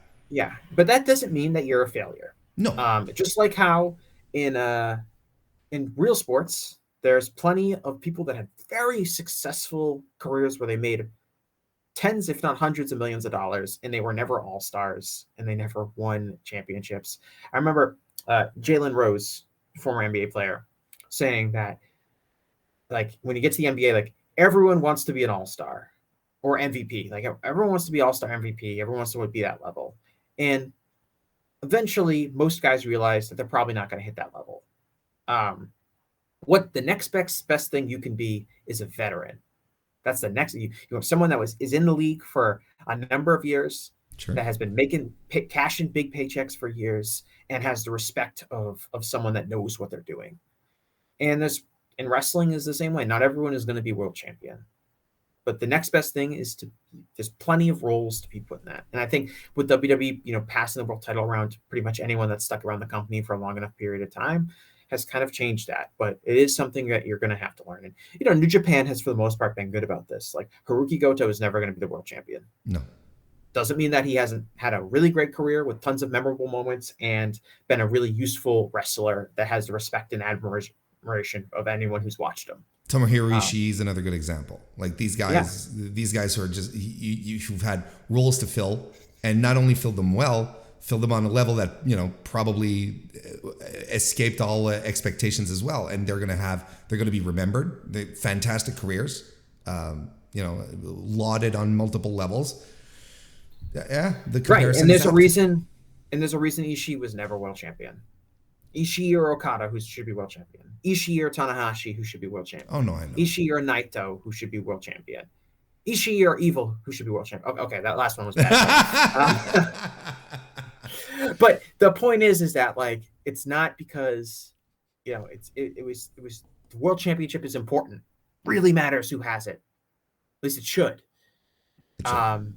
And Ishii was never at that level. Does not mean that Ishii should be a failure. And I think wrestling fans need to understand, like, get reconditioned to that, especially American wrestling fans, because WWE has made it so, Roddy Piper was never the world champion, And Mr. Perfect, I think he was AWA champion, but he was never, a real major world champion. When it was his prime. Dusty Rhodes was never WWF champion. Have you heard this? Dusty Rhodes? He was not Dusty Rhodes. No, he was never. The legendary Dusty Rhodes. Right? Well, it must be really important then for Cody to want to win the title, because Dusty was never WWF champion. I know. He probably thinks about it every day, I'll tell you what. But some excellent points, and there's a lot of. I agree. I think we had a great discussion. Look, if we were to bring it back, like, to the match itself, MJF retains, right? I don't think there's much of a question. And that's part of the problem for the build, is that nobody believes that MJF is going to lose, even though theoretically the odds are stacked against him, right? That's part of the like fundamental marketing of a 4-way match, is in some ways like the idea that MJF, he's only got a 25% chance of retaining. Someone else could be pinned and he could lose the title, which I really hope they don't do. I really hope that. It doesn't make sense to do it. I don't see who. Could you imagine? Just imagine the internet if Sammy Guevara like pinned Jungle Boy in a fluke to win the title. Oh my God! Yeah, I think I'd have to like break my phone because I couldn't witness the discourse if that happened. But and I don't see, and Discords. I don't know. It'd just be awful. I think he's like a huge favorite to win. I think he's like someone said. I think he's like 50. Like everyone else is 50-1 or something like that. And Sammy is the odds-on favorite. No, MJF. Oh, MJF. Sorry. That wasn't clear. No. If MJF was 50-1, I would be I'd be placing some hypothetical units on MJF every day. No, like it's just and that's that hurts a build if the main event feels like a foregone conclusion for sure. Maybe they have something big up their sleeves. Maybe there's going to be a big angle at the end of the show. Look, I agree. I think the match has all the potential to be very good because the guys who are in the match are way too talented. That's the thing, right? They're just and it's talented. So important. It's so important to them. Yeah. So I think they're going to go. They're going to do the max to make this to shut everyone up. Ultimately, they're like, look, you bitched for weeks. Now look at this is the end product, right? Ultimately, it's for guys like me. And they're going to do it for guys like me. And MJF's, a really good meat and potatoes wrestler, and like Darby's out of his mind. Mm-hmm. Like Darby will die for this. He will to like a scary degree. Sammy is right up there as far as just someone that's gonna like. One of the reasons I've probably been higher on Sammy than other people is just because I see a guy that he goes out there and he works so hard and he's willing to do anything to get over, and he'll take all these crazy bumps, and he wants to be great. I do think he wants to be great, like really bad. Mm-hmm.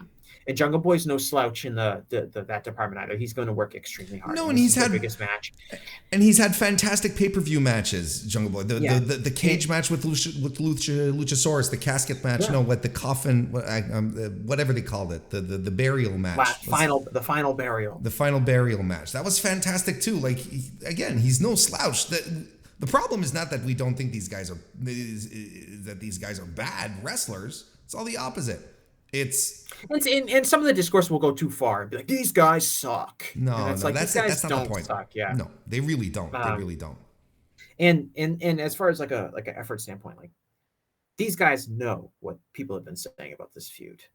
And these guys know what the buildup has been. And they know that they feel like people have been hating and dumping on it. I think that's just going to motivate them to like with Darby. I'm like kind of scared. Mm-hmm. Like, oh, Darby, he really feels like he needs to prove a point. Goddamn, what on earth is this madman going to do? Yep. So I actually think his wrestling exploits are the least of his challenges to his potential physical health in the long run. I agree. Well, there you go. Look, we're all in agreement. I think as far as how this match is going to go down and what we expect out of it. For all the hand wringing and complaining leading up to it, I think it's going to end up being entertaining, and MJF is going to retain. At the risk of avoiding trying to stretch this into flagship wrestling lengths, it's probably another match on this show that's probably going to happen that hasn't been announced yet, but seems like there's probably going to be a Ricky Starks and Jay White match. I think so. Do you want to talk? I can talk about that for days. I can talk about this one for days because as much as I hated the build to the main event, this feud here has just been. I think it's been completely off the rails. I don't know what's wrong with Tony. I don't know why these guys weren't having promo offs every week. Mm-hmm. That's my, I know like some of the argument is like, oh, bring Jay White in as a top international star. All that. Sure, I get that. But like, let's even break it down to its more basic structure. These are two guys who not only are great mic workers, but fantastic banterers. Is that a word? Yeah. You just have one guy at the top of the ramp, the other guy in the ring, and give them 5 minutes, and that's all the internet is going to talk about for the next week.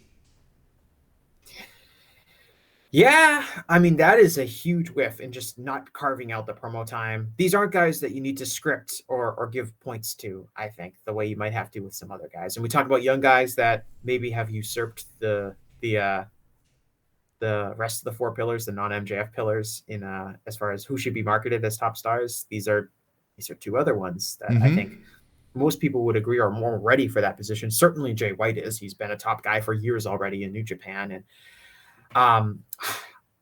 the finish was what the finish was what the finish was going to be on Wednesday. I thought their match was like really good. I thought like when they were doing it, I was able to because he hasn't wrestled a ton a lot lately for obvious reasons. Like I was like, oh yeah, Jay White's like really good, and he's really good in a different way than the other really good wrestlers in AEW, and you can immediately kind of see what he brings to the table.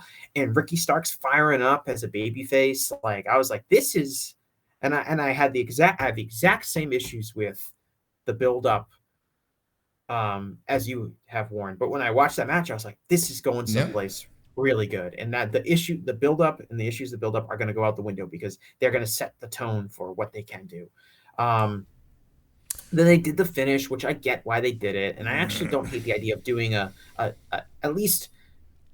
interference DQ, doing a DQ finish that has a point, and you do a DQ finish once every few months, and you kind of keep the credibility of the idea of that being a real finish in place. But it seems, again, what's frustrating about this is that it seems so simple. It's just like, let these guys talk to each other in the ring. They're going to sell their match. Both guys are over. You know, people pop for Jay White when he comes out. People knew who he was when he debuted. Yep. Like, people knew that. Like, it wasn't like they needed video packages. Like, the fans knew that. People love Ricky Starks. One guy's an obvious babyface. One guy's an obvious heel. Like you said, great banter. Guys that can think on their feet, guys that can react, guys that can sell emotion. Just give them some time and they're gonna deliver. It's like having, great, players on your team, having a great scorer on your team and not giving them the ball. Yeah, exactly. Exactly. Having a great hitter on your baseball team and not batting them ninth in the order or having them only pinch hit. Like, you just got to give them an opportunity, and they're going to thrive. And that just, whether it's a time crunch, and there shouldn't be a time crunch, even if it was on Rampage. And primarily, I like to see it on Dynamite just because that's such a higher platform show. But even just doing it on Rampage, you'd get something out of it. And it just hasn't happened yet. I hope it's not too late, Warren. Okay. They've heard it. They've hurt themselves so far, but it's not too late. No. Dynamite, you could get this interaction, and then like I'll see you at the pay-per-view, and then they go out and they have an excellent 20-minute match at the pay-per-view.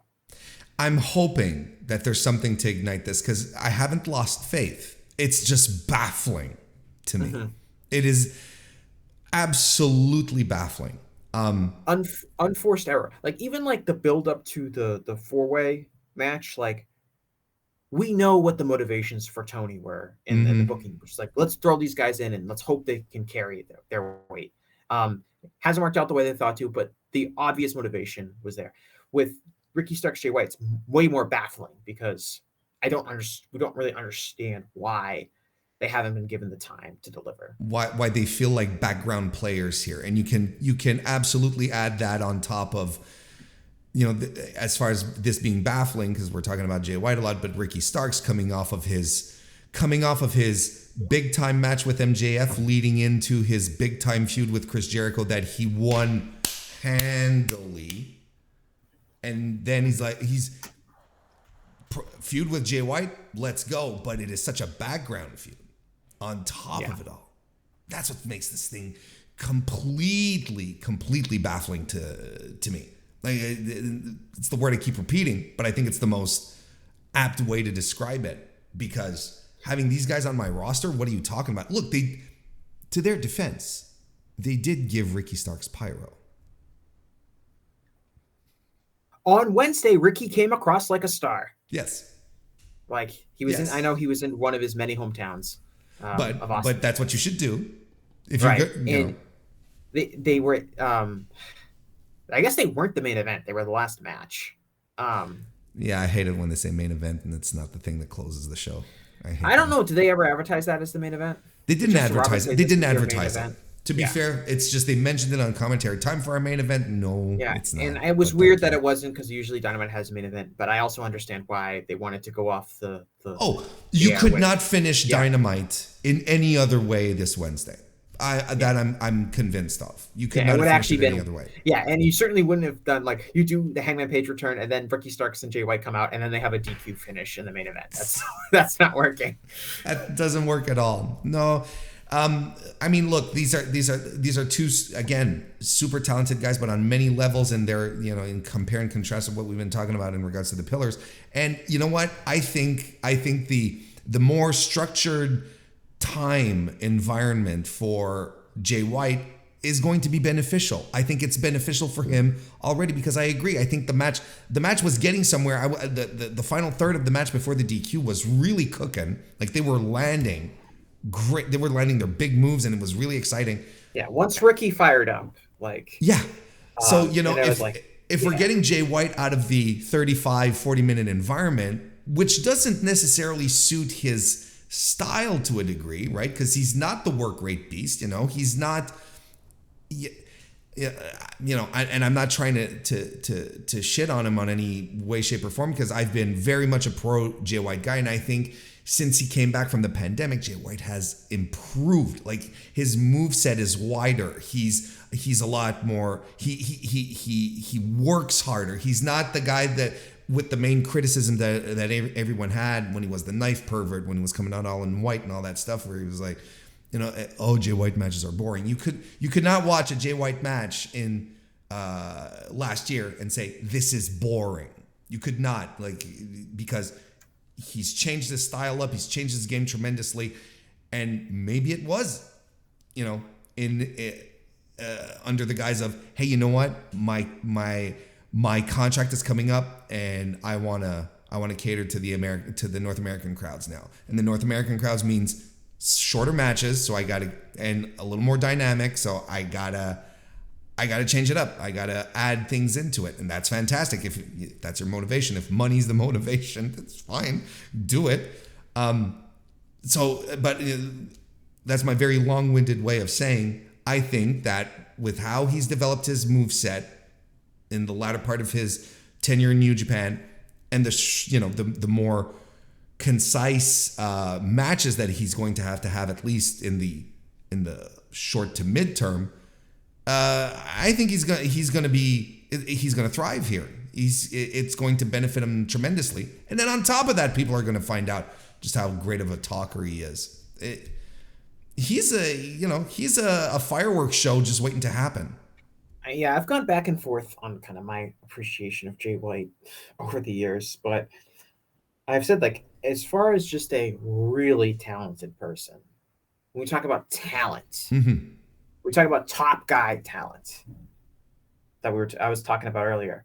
He's someone that fits the bill. Yeah. I think in New Japan there was something about, and part of it was the pandemic. I think he lives in the United States, fine Japan. Just there's a consistency missing with him. That was kind of frustrating, and I do think being now AEW is not always perfect at this, but the structure of weekly television and getting him on TV each week kind of would force his character to progress along, and his stories to make more have more consistency to them as far as what's happening in them week to week than in New Japan, where he's kind of telling this years-long story that the interest kind of wax and wanes on how interesting people find it. But there's no denying that he's super talented and that he has the charisma, the mic ability, and the in-ring work to be a world champion in AEW. There's nothing stopping him from doing that. He has all the talent to do that. I don't have the same questions I have with him the way I would have with Jungle Boy or Wardlow or Sammy. Yeah. Now, again, at the time we're recording this, we're throwing out a hypothetical here, but let's say hypothetically the match happens. Who do you have win though, Jesse? This is an interesting one. Right, because Ricky Starks is on the way up. He's on the Mm-hmm. ascendancy, and he beat Chris Jericho. I don't think this is the last match they'll ever have. Um, so I would say Jay White is going to win. I think Jay White has to win his first big match He in does, doesn't AEW. he? Right. Um, uh, and so Ricky is someone who I don't think necessarily is someone that needs to win and be undefeated for a long period of time to stay over. He Mm-hmm. has the charisma and connection with the audience where being super dominant as a wrestler is not as critical as it is for maybe some other people that have different skill sets or perhaps limitations in that regard. I think that in Jay, you got to establish Jay as top guy, Yep. like full stop. Yep. And so And he needs yeah, go ahead. Sorry, I didn't. no, and I think he needs to win. You can't have him lose. I could see what I could see is I see Jay winning with Juice interfering. Sure. Yes, Like, in Bullet Club style, of course. yeah. The no, you know, and since Ricky has that basis of, you know, upper guy at least, you know, in Ascension, Mm-hmm. you know, if Jay White beats him, it comes across as really really good. Yeah, he And didn't beat a mid card. He didn't beat like a random mid card guy. he beat a guy on the way up, and I agree. Yeah, what I think what we like about Ricky Starks is the fire. It's the scrappy attitude of Ricky Starks. So if this program continues, and I think it should, because I think no juice has been squeezed out of this orange as it stands right now. I think we've still got a lot of good potential stuff to come out of this feud if they decide to go with it. I think a pissed off, little angry, hothead, scrappy, you know, Ricky Starks clawing his way back to Jay White and then getting the win on top of him. I think that's good for him. I think that's something Yeah, that people will easily get behind. I think there's been a lot of juice. There's been a lot of juice in this feud. There hasn't been enough of those other guys, but there's been a lot of juice. All right. And on that note, we're gonna wrap it up for this preview show of AEW Dynamite. Ran through it all, so we're gonna Dynamite? close the show. You mean double or AEW nothing? Double or Nothing. This is It's true. We've been talking for a long time. It's okay. yeah, but at the same time, if there's anything consistent about me, is that I'll mess up the show names rather regularly. Jesse, thank you so much for joining me today and having this great talk about Double or Nothing and all sorts of aspects. I wasn't expecting anything less, and this was fantastic audio and video at the same time with your ball cap. You look great. Let everyone know where they can follow you and get acquainted with your work. Yeah, I always just say, for now at least, that just following me on Twitter at Jesse Collings is just the best place to find out what I'm doing and where you can find it. But generally speaking, you know, I'm on WrestleNomics every Sunday. We go live right on YouTube at 11 a.m. It gets posted, you know, in your podcast app feeds, usually the next day. I'll be on tomorrow. We'll be talking with Brandon. I don't know when this is going to This get uploaded, this will be on. I'm actually counter programming Brandon tomorrow. Oh. No, I don't know, but I am going to put this. I'm going to be like Lex Luger then. I'm going to be on both shows at once. So you have to wear the puffy shirt tomorrow, is what we're saying. Yes, I'll wear a dress shirt so it'll look like I'm different, and I'll shave so I'll be like I'll look like a little bit different. Yeah, so I'll be on WrestleNomics tomorrow. I mean, we're going to be talking about a lot of stuff. Nick Khan gave a very interesting, kind of like 45-minute appearance at a press conference. Yes, I don't know if he appeared yesterday, but the audio was out yesterday, talking a lot about things. I think the thing that made the rounds publicly on like the aggregators was they're playing an India show that's going on. There's actually a really interesting story. WWE stock just went down yesterday, and I guess it's being attributed to Endeavor is not super bullish on Fox's interest in SmackDown and renewing at maybe at the same rate that they thought. So I'm sure we're going to get into that. We'll probably talk about things like Double or Nothing ticket sales, probably a bunch of other things as well. So that'll be on tomorrow at 11 a.m. or today or whenever you're listening to this. Or if it's after the fact, you can always find it in your podcast feeds. other work, the Gentleman's Wrestling Podcast, which is my show. We just had an episode go up yesterday. I had Case Lowe from the Open the Voice Gate podcast, and we had a really long discussion, kind of touching on really like the future of wrestling and kind of where it's going, and talking about what's happening now in wrestling that's going to influence the future of wrestling. We talk about kind of stuff that took place 15 years ago that influences the product today, and kind of discussed what we think is happening now that's going to influence the product of the future.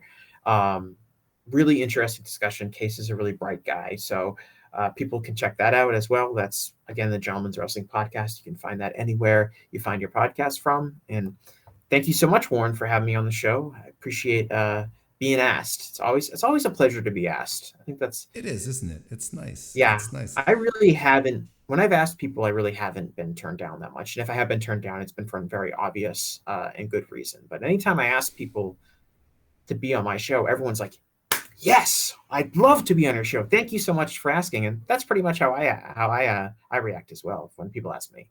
Well, I mean, at the same time, your show is legitimately great because it's off the beaten path. I can't recommend it enough. So I can understand why people get excited.